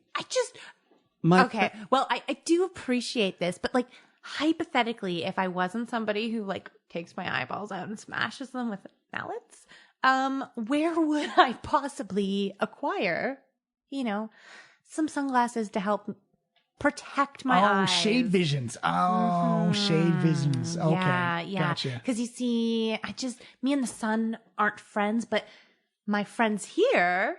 I have friends. They are. I'm also a marketing specialist. He is. Well, what did you do to make the sun so angry at you if you're not friends with the sun? I was just born this way. So it's a curse. And a blessing. Yeah, okay. Mostly a curse. It's mostly a curse, especially when we have to fight things. Well, logic would dictate you just don't fight during the daytime. Logic would dictate that, and that would be great if that was an option. But I don't know if you've heard on the street, but we've had a very long day. And I have no idea who you people are. Good. Let us introduce ourselves. This is Waywalked. Wow. Hello, and he says hello, and then in Gnomish like, and how do you do? Oh, very well. Yourself? Back in Gnomish. Yeah. It's like, I'm doing well. Your friends are very curious. Yeah, well, as you may have seen, she is of the Dark Elf variety and just is looking for something to take the bite out of the day. Yeah, you see him kind of, and between Waywalked and Sprig, you hear kind of, and he responds like, well, if you could help me sell on these mechanical eyes, trust me, they are well worth it. I'm thinking she is a pretty young lady who likes her beautiful eyes and isn't looking to do a permanent replacement at this time. Oh, they're not permanent. You can switch them out, upgrade them, everything like that. I mean, more like that the eye would be permanently gone from her regular sockets. Do you not know what the regeneration spell does? I mean, we are very far away from there. Just a couple of dragons. Also, the knives can literally shoot daggers out. My friend, as a marketing specialist, I must say, you're overselling this. We need glasses, not eyes. And we are also, by the way, the Trollskull Trio.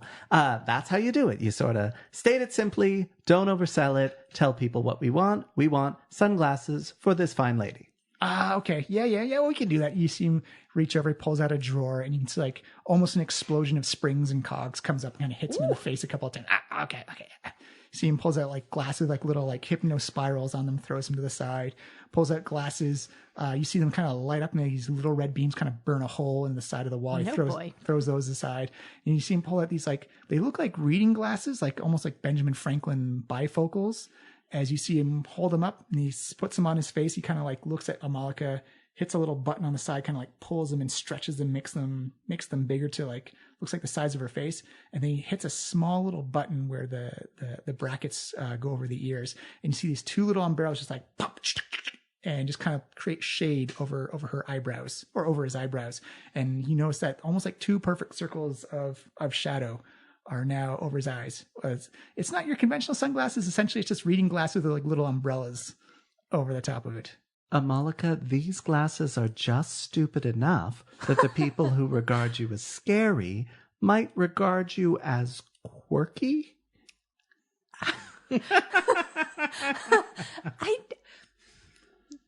Is there nothing with just like glass? Like there's sunglasses. Well, they got glass in them. But like, how much are these, my good gnome? Oh, these are like 75 silver, not much at all.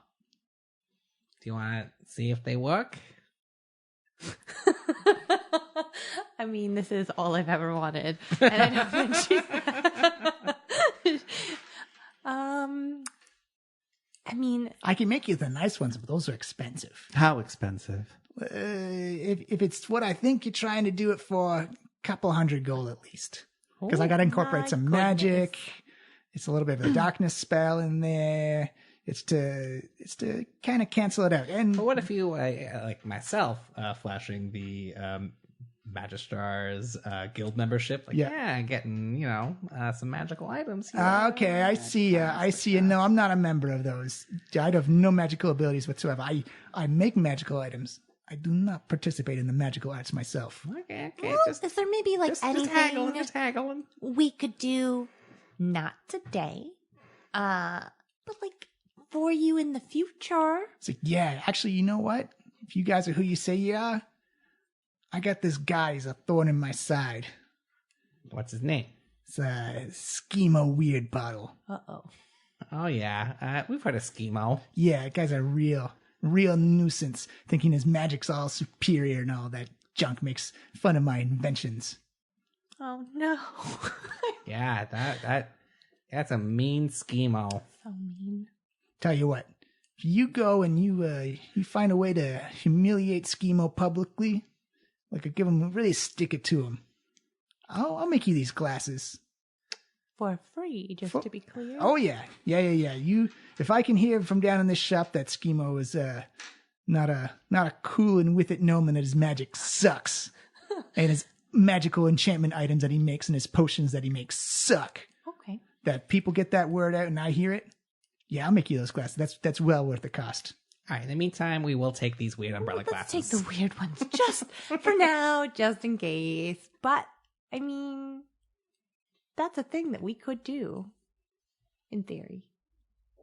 So how much money is this? It's coming out of the company coffers. You need to be able to have shade. I would like to be able to see. Yeah, 75 gold. I do the silver. So these glasses, they will no longer give you a disadvantage on perception checks. Attack rolls and everything else is still, unfortunately. No. You got to get the upgrade. Ugh. It's still pretty good. Half of my dream has come true. That's pretty good for level 3. Yeah. But as you come out, it's kind of like that anime, like flourish in style, as like you see these beautiful rounded glasses and these two like little purple umbrellas just kind of shading out her eyes, and everyone kind of just stops and like, and then just keeps walking down the street. Yep. Fashion and got them here. icons. Spriggs Tinkertorium. You now have sort of sunglasses and a possibility to get better sunglasses. Okay, I like this. This is progress. Yeah. This is better than no sunglasses. I think and now you I have- can see. I think you have one of those manic pixie dream girl vibes. You see, Carl says, you know what? I think they look great. You're making a you, statement. Carl. You're standing out. Wait, you got back here already? Oh yeah, Carl Oh, wait, died. Carl dead, right, sorry. My apologies. Thank you, non We're Carl. Carl here. That was just a stranger. Yeah, you know, a stranger named Carl. It's like, I think they look nice. What a coincidence. That's so nice. All right, so let's go report in to the boys, and then you should take an hour to summon back our friends. I feel like Amalika's just like Well, I'm going to going do through that the during the street. meeting. Yeah, just like this is the most excited. It's only one thing to do in a situation like this. Like, I Strut. think if I understand I these like Hall and Oates instructions, stuck in my head now too. like I have to kind of bake Carl. Yeah. Bake him. Yeah, it says take 10 gold points worth of charcoal, incense, and herbs that must be consumed by fire in a brass brazier over an hour. In an easy bake oven. Yeah. So I guess we just put Carl on the fire, and eventually he like comes out of this pot. That's how I've been doing it. Set it to 400 hellish degrees.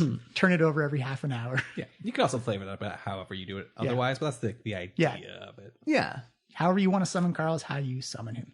Although I think it's funny that you literally put him in an oven. Yeah. He's like a gingerbread boy. That's why he comes out sort of like malformed each time. Yeah. All right, let's get you to the City Watch headquarters. It looks like this place. I think it's in the Castle Ward. If it's not there on the map, we'll say it's in the Castle Ward. It makes sense for me. As you show up, it looks like a standard about 4 or 5 story brick building, and there are City Watch people going in and out. Some people in manacles and chains. Some City Watch cars just coming off a watch. It looks like this place is buzzing with activity. That the street crime has just caused an influx of guards to be called in to work on duty. You actually look above and you see like griffins circling overhead as well. It looks like all stops are being pulled out for the moment. Big yikes. This is a lot. Could you direct us to Cromley and Blastwind, please? It's like, oh yeah, up on the 3rd floor. You guys are the trio, the Trollskull Trio. Yeah. Yeah, they're waiting for you. They got some news for you. Oh, we got some news for them. Oh, excellent. Well, I mean, I can't guide you personally. It's a hell of a day working the desk. We'll figure it out. Yeah, we'll figure it out. So it's almost like walking through a maze of people where there's so many people in this building as you make your way up the stairs, and you can see Barnabas and Sayerth there, just kind of like standing around their desk going over notes. They've got like a whole spreadsheet and pile of just notes and information that they're going over, and they see you and they wave you over. And they say, "Oh, great! Glad you can make it. How's your investigation been going so far?" Pretty good. In that we're still alive. We did make a visit to the House of the Wondrous Hands, or whatever it was called. Handsy Hands? The House of the Wandering Hands. Inspired Hands. Nope, that's not right. Ooh, the Wandering Hands. That's a different house. That's part of the Boudoirs Guild. I was just going to say. Oh, shoot. Whoopsies. Gotta meet those frickin' boudoirs. Oh, my God. This day. Lower. Let him sit on it. Where's the Boudoir Guild? Boudoirs is in the trade ward. God damn it. We just went by them. Oh, my God. They're going to be so mad at us. Who cares? They saw us walking by, and like Amalika's like strutting away. There you go. They're finally going to come to talk. Nope. They She's just like came. put on sunglasses. She's like, fuck everyone.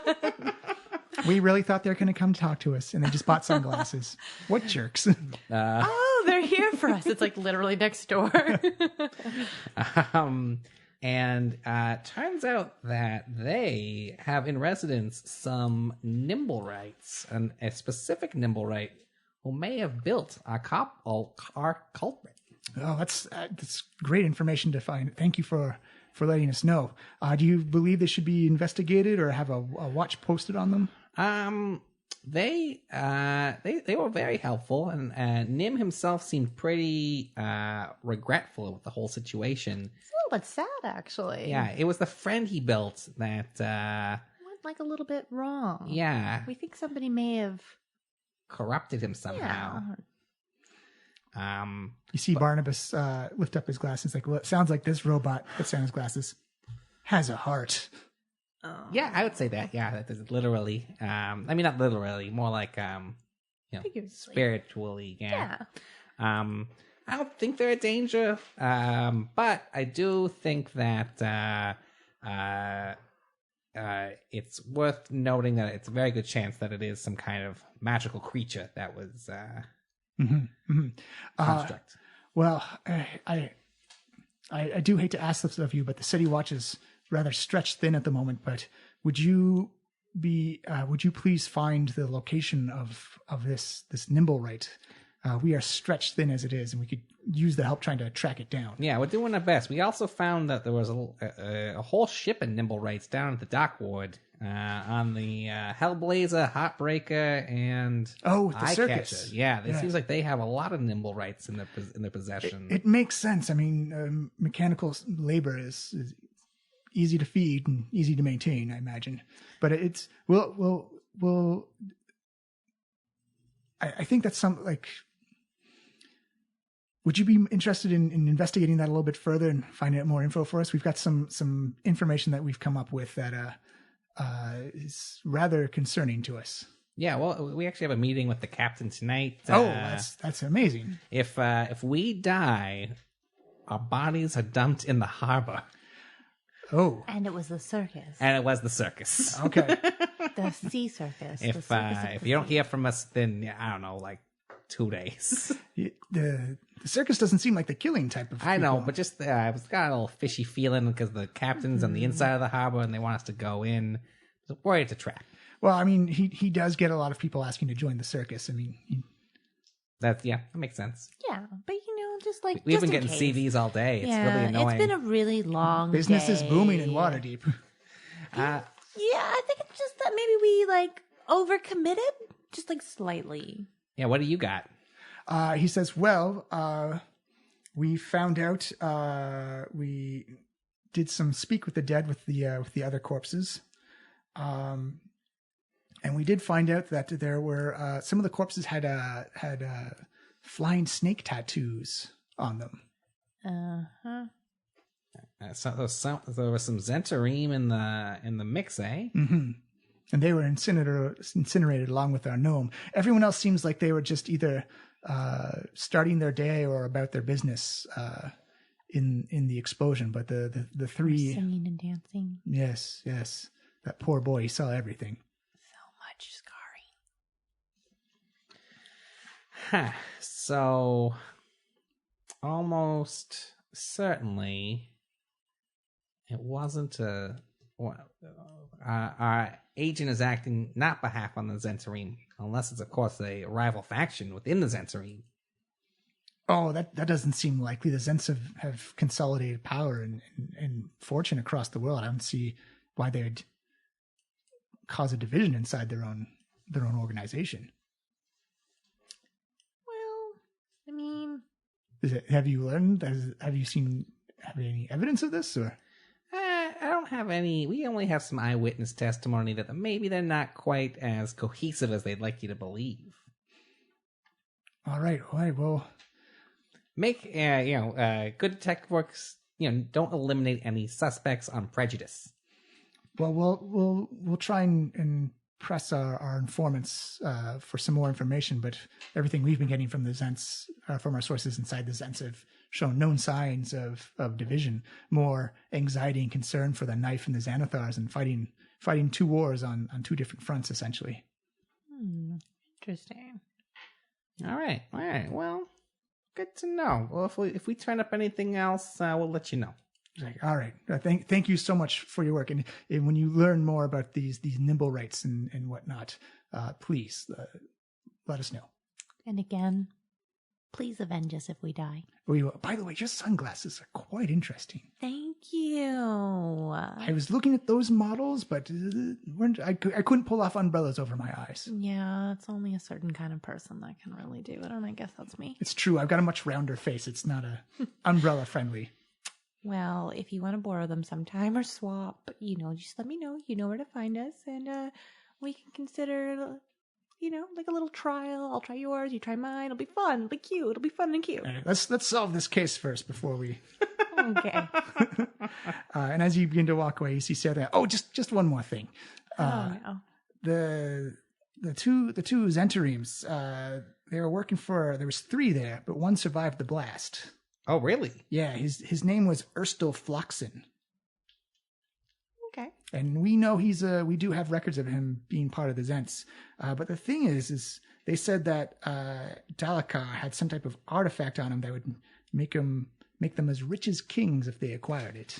Yeah, that's the Stone of Galore. You haven't heard of it? Well, we've heard of it. We don't quite know what it is. Is it like a ruby stone, a gemstone?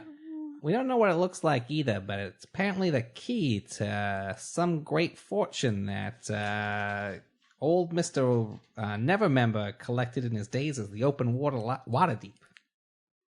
You see, like, both of their jaws drop. It's like, could this be the embezzlement money that he stole from the Council of Waterdeep? This is taxpayers' money that he's stolen. That's the assumption that we're working under. This would explain why the gang wars have heightened and intensified. That's literally hundreds and hundreds of thousands of gold pieces of dragons that could just be sitting around somewhere. Yeah, that's why why we think that the gangs have all started to explode, and whoever our assailant is may have the stone right now. You see Saerth and Crumb and Barnabas look at each other and say, very well, very well. Okay, here's what we're going to do. Because this is a dangerous situation now, and I feel that investigating this may put a target on your backs, we are officially going to deputize you as City Watch investigators. Oh, what? Oh. I mean, why not? We're with everybody. Does that come with like a daily stipend, or like do we expense you? It comes with a magical item. Oh. Well. A valuable one? You see him open the door. You open a drawer, and he pulls out 3 silver badges. And these are known as Badge of the Watch. I'll write this down on my feature of the traits. Oh, yeah, I guess we could do that. A Badge of the Watch is given only to those who have earned the trust of the Lords of Waterdeep. The badge signified the rank in Waterdeep City Watch bears the emblem of Waterdeep and is meant to be worn or carried. While wearing the badge, you gain a +2 bonus to AC if you aren't using a shield. Oh, wow. I wrote Badge of the Water. If the badge is more than 5 feet away from you for more than 1 minute, it vanishes and harmlessly reappears on a surface within 5 feet of an open lord. While holding the badge, the open lord knows your exact location, provided the two of you are on the same plane of existence, and your attunement to the badge hasn't ended. As an action, the open lord can touch the badge and end your attunement to it. I'm just going to go on the assumption that I can reference that if needed. Yeah, I'll send you a little tag. Essentially, it's like a gold cop badge, and it's got a blue sky with a moon, with a sun, and below it has a purple metallic moon and the reflection with stars around it. I'll send you the picture of it. Cool. But you can now flash this around as you are official members of this City Watch. Wow, that's quite the honor, Blastwind. This is only deputization.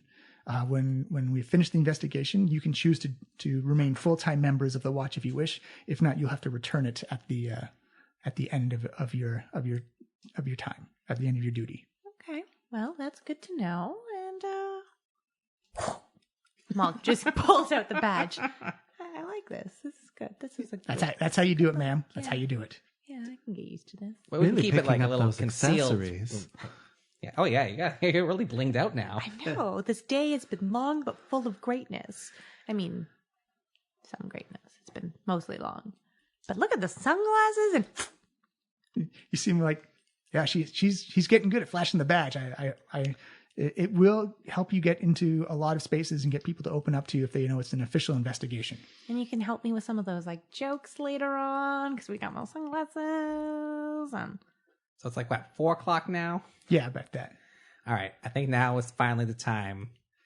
Now that we have a little extra power to meet these boudoirs. Oh, for goodness sakes! And the day is about to get longer for you. All right, let's meet them and get rid of them. All right, so you make your way over out of the City Watch headquarters. Again, it's still awfully busy. Street crime is actually still happening a lot. The snow has let up, but there's still a lot of just kind of like yelling and screaming. Every now and then you hear like a clank of metal and swords and whatnot. And Amalek, using her street urchin background, easily guides you through back alleys where it's just audio sounds for you, as you actually don't get involved with any of the concerns between the three crime syndicates. You do make your way back to the trade ward, and you walk right by Spriggs Tinkertorium, and about 4 or 5 doors down, you see this beautiful brown wood building about 4 or 5 stories tall. And Waywalker, you recognize 2 individuals who have seen you so many times and making notes about you, kind of arms crossed and kind of tut-tutting under their breaths as you walk by. It's been a very big day. And they see Yosef come by and do you want to summon Carl at all? You've got enough time. You can summon Carl if you want.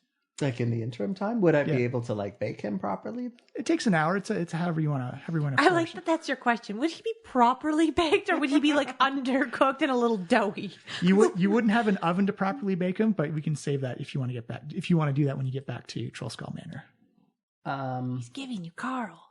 No, but it's not in the rules. Like it's up to you. It's however you want to summon him. Is however you want to summon him. Well, whatever it is, it takes an hour. Yeah. So, yeah. Say we stopped for an hour and did it in the meantime. Yeah, maybe we like grab some like a pizzeria? late lunch or something. Let's spend 75 more silver. We cooked Carl in a pizzeria. So I'm holding Carl. I'm like, Carl, you're right.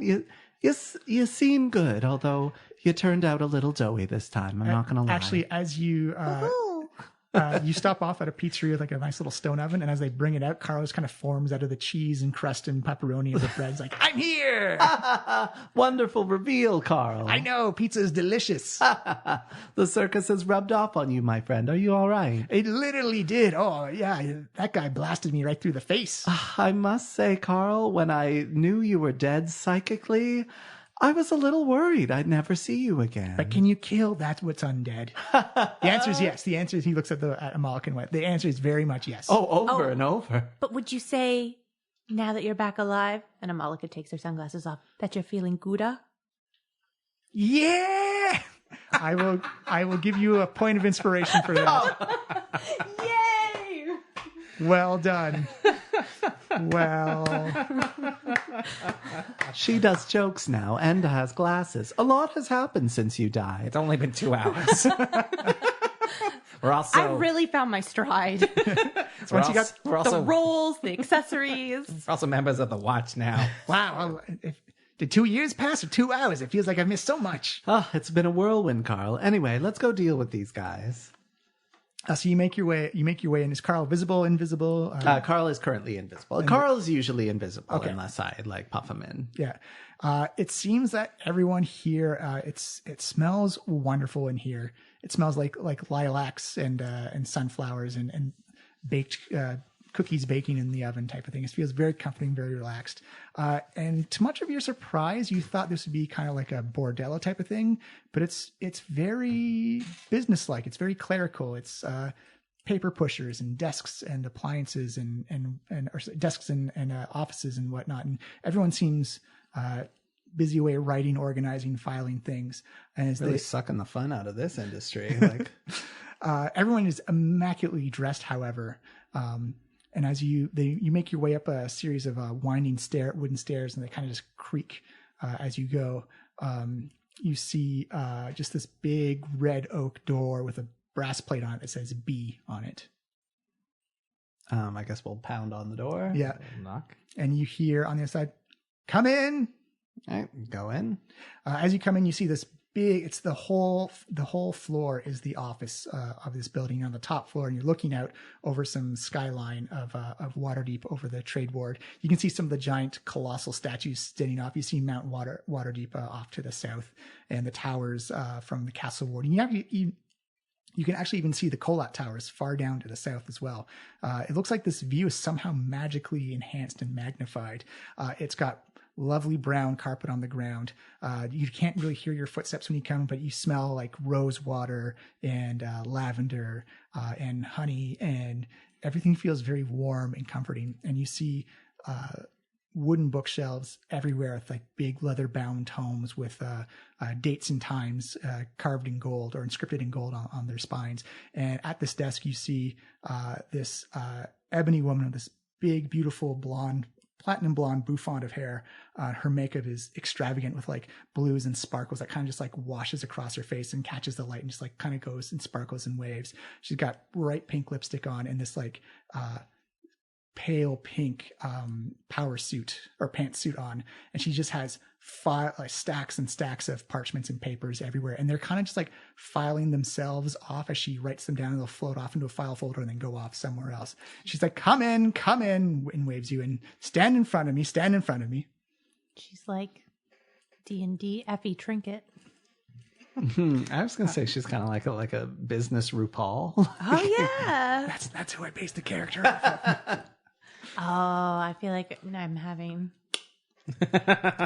rememberings now. Hello, it is us, the Trollskull Trio. Yeah, she almost interrupts you. Like, yes, I don't care. I care about this individual here. I am Joseph. I'm an adept of the... Hold on. I am Joseph. I am an adept of the cult of the absence of the Poobah Shaboo. What do you want with me? And why are these people harassing me? Harassment. We are protecting ourselves, Joseph. From me? Have I harmed you? You have. You have harmed our family and our culture. You are embarrassing to the business of sex work. Answer me this question. To you, what is a sex worker? You know, I can't answer that question because I am not a sex worker. I am, as I mentioned, an adept of the cult of the holy absence of the Poobah Shaboo. I am here because the high priestess sent me to raise enough money to restore our temple and our order. However, if you'd like to talk to a sex worker, I believe that the person you are searching for is my associate Carl. And I'll just do sort of a snap of my fingers, and Carl will be sort of poised on the tip of my finger. He kind of does like the finger guns. Yo! Came out a little doughy this time, but he's looking good. I'm getting better. Gouda. That's Amalika. She tells jokes now. She's charming. You hear the creak of wood and leather as B leans back and crosses her arms. She says, I am not amused. What exactly is your case?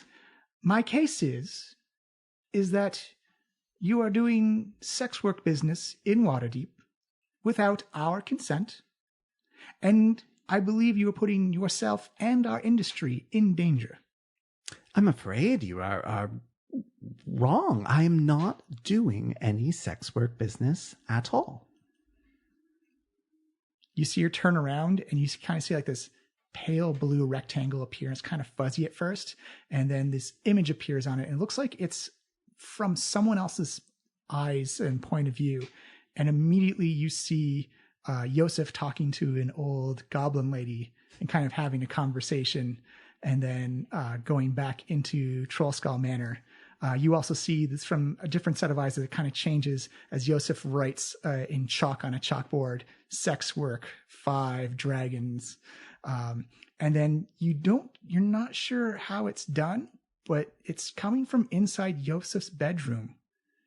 And it's actually clients of Yosef having an interaction or an affair with invisible people. All right, you caught me. But what are the rules around ghost sex work? I mean, is that really established? Can you really blame Yosef for that? Listen, I'm a stranger here. I don't know your ways. How about we say, as a peace offering, sex work 5 dragons means sex work 5 dragons. You see her spin around on a chair and just go, silence! Enough of your chatter, as she kind of like arches her fingers and spreads it across her front desk and says, the undead are members of the guild. We are a society where men, women, and non-binary creatures come together to make sure we supply the needs of those in Waterdeep. And we work with protection, and we work with trust. And if I can't trust you to make this place safe for myself, for others, for my workers, for my guildmates, then we will shut you down. Well, that's unfortunate news. Because when the High Priestess sent me here to raise enough money to restore our order, the cult of the absence of the Pubashabu, she told me to find something that people in Waterdeep wanted and sell it to them. I tried earning money, I tried stealing money, I tried killing people for money, but the solution turned out to be something that I was taking for granted this whole time. Safe, clean, unlimited sex with ghosts. Now the ghosts do all the sex work. My associate here collects money. Yo. I am merely accepting donations on behalf of the cult of the absence of the Pubashabu. You cannot capture my ghosts. You cannot find my ghosts. You cannot harm my ghosts in any way. The only way to stop my operation is to put a stop to me, a beloved local hero, and, by the way, a new member of the city guard or something, apparently. They gave me this button. Oh, honey, do you know how many of those buttons I've seen in my lifetime? Well, this one is legit. So, unfortunately, my operation will continue until such a time as we has raised enough money to restore the glory of the absence of our order. Because the only way to stop me is to kill me. So, if you want to stop me, go ahead and kill me. Because we've had a long day, and we need to move on to our next engagement. You see V lean back and steeples her fingers together, and she says, I can see by the look on your friends' faces that you are an unstoppable force of nature. Thank you. It is true. There is no stopping him sometimes. And when a tsunami comes roaring in, you can either get out of its way or you can harness its power. This is my proposition to you, Yosef. Well, We will make you a member of the Boudoirs Guild. You will have all of our support, all of our protections, all of our aid. You will be incorporated into our information network. And you will assist any other workers that do need assistance on occasion. All this and yours for just a mere 15% of whatever your rate is. First of all, I don't have a rate. I don't know if it was clear. That goes to everything. They manage the money. You'll have to talk to them. Also, You if see you're Carl say, well, we do take money from the people, though. Like that's something we do. Of course you do, Carl. You're doing great. Also, And you see B point her finger at Carl like, that. I want 15% of that. if your information network is worth its salt, let us know. Tell us literally anything about the bombing that happened at Trollskull Alley this very morning, and perhaps we will consider your proposal. She looks at you and says, you are new to this city, I presume. Yes. Do you have any idea that when we act as friends, companions, lovers, courtesans, escorts, friends, that people open up to us? We are therapists. We are social workers. Did anybody open up to you about the bombing at Trollskull Alley? Because really we are in a bit of a rush. Well, I will say this, that there is some trauma that needs to be addressed, and the Boudoirs Guild will be there to help out those people. And we do have quite a few of the City Watch on our roster, or in our client books. So I'd say give it a day, and we have most of the information you require. All right, I'll see you in a day then. Goodbye. No. This is a one-time offer. You can join us, and be part of our network, part of our society, and part of making Waterdeep a better place.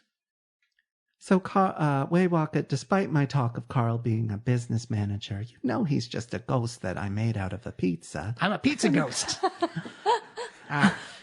Yeah, I do. Pizza I ghost? was there for that. Excuse me, B. Could you mind if I have a quick confab in the corner over here in low whispers with my buddy? Can you just You see her wave her hands like, but of course. And you see this big red satin curtain just kind of come in between you and B. That's amazing. You really need to find out how to get those curtains. Anyway, all right.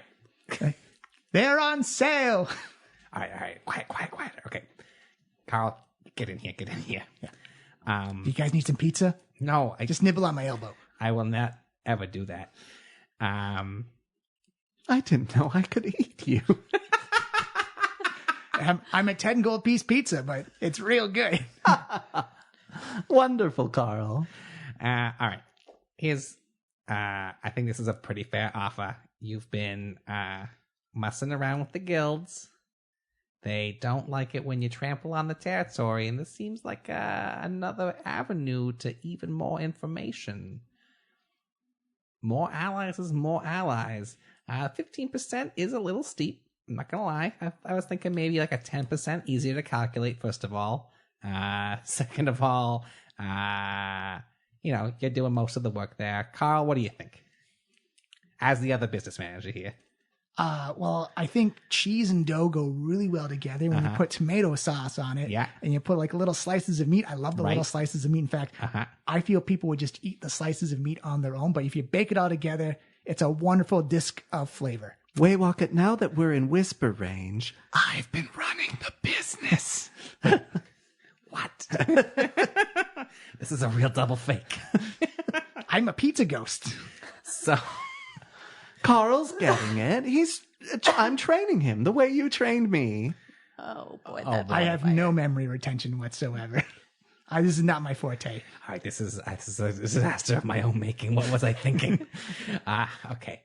As your mentor? Yes? Yes. Good. I think you should definitely take this offer. Amalika, what do you say? But maybe try to haggle for 10%. Yeah, I would go with Waywalker on this. I mean, we already had a very close encounter with, our place being destroyed, and if I recall correctly, the Boudoir Guild can be a little bit like fire happy. They're known to burn down establishments that. So But they're out of the running for possible suspects, right? Like we don't. They didn't do this thing almost certainly. But they could just burn us down a different time. Yeah, I've had enough fire for one day. Yeah, exactly. I think maybe that's why I like with Waywalker's help and mentoring, maybe let him help more. You can maybe haggle a bit and just join, and then that way, they're not giving us dagger eyes. I'm good at those. They're good at them too, though. They're really scary. Yeah, I'm also terrified of this creature. Waywalker taught me that you should shake hands and represent your business themselves. I got us into this mess, and I will get them out of it. All right. At this point, I'll rudely just yank back the magical curtain. It's actually before you even get close to it, the curtain just kind of whoosh, and you can see B standing there with her arms apart. It says, "Have we come to an accordance?" We've come to an accordance. 10% or go ahead and kill me.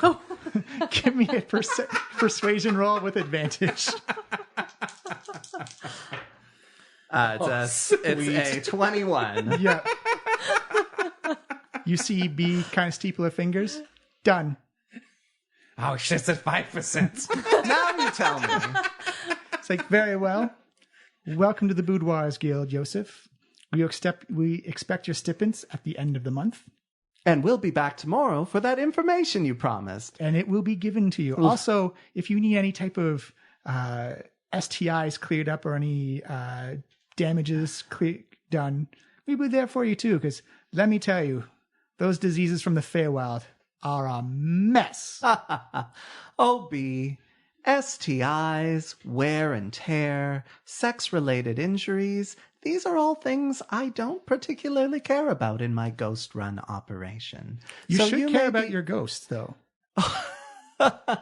My ghosts and I all care about the same thing. The slow, inevitable destruction of the universe that sends ripples of decay Remember and the talk about the not putrefaction death. throughout all our human bodies, including mine and especially yours. So you may be running this organization today, but you were wise to invest in me, you old crone, because ghosts are the future of sex work. There's just no stopping him sometimes. He's an unstoppable force, and he's met true. an unmovable object. The Pleasure tsunami. doing business, or as we say in the sex work business, business doing pleasure. Everyone give me an insight roll. Oh, no. I think that's an 11. I don't think I've got any. I have a 7. 12. Oh, it's actually 13. 13? 12 and 13 are enough. You get, since he was 10 or over, you get the sense that B seems kind of impressed by you after that last go. And as He you, loves a catchphrase. as you turn around to exit the office, she says, Joseph, good luck. And don't fuck it up. And we're going to call it there for the week. Yay! Ooh.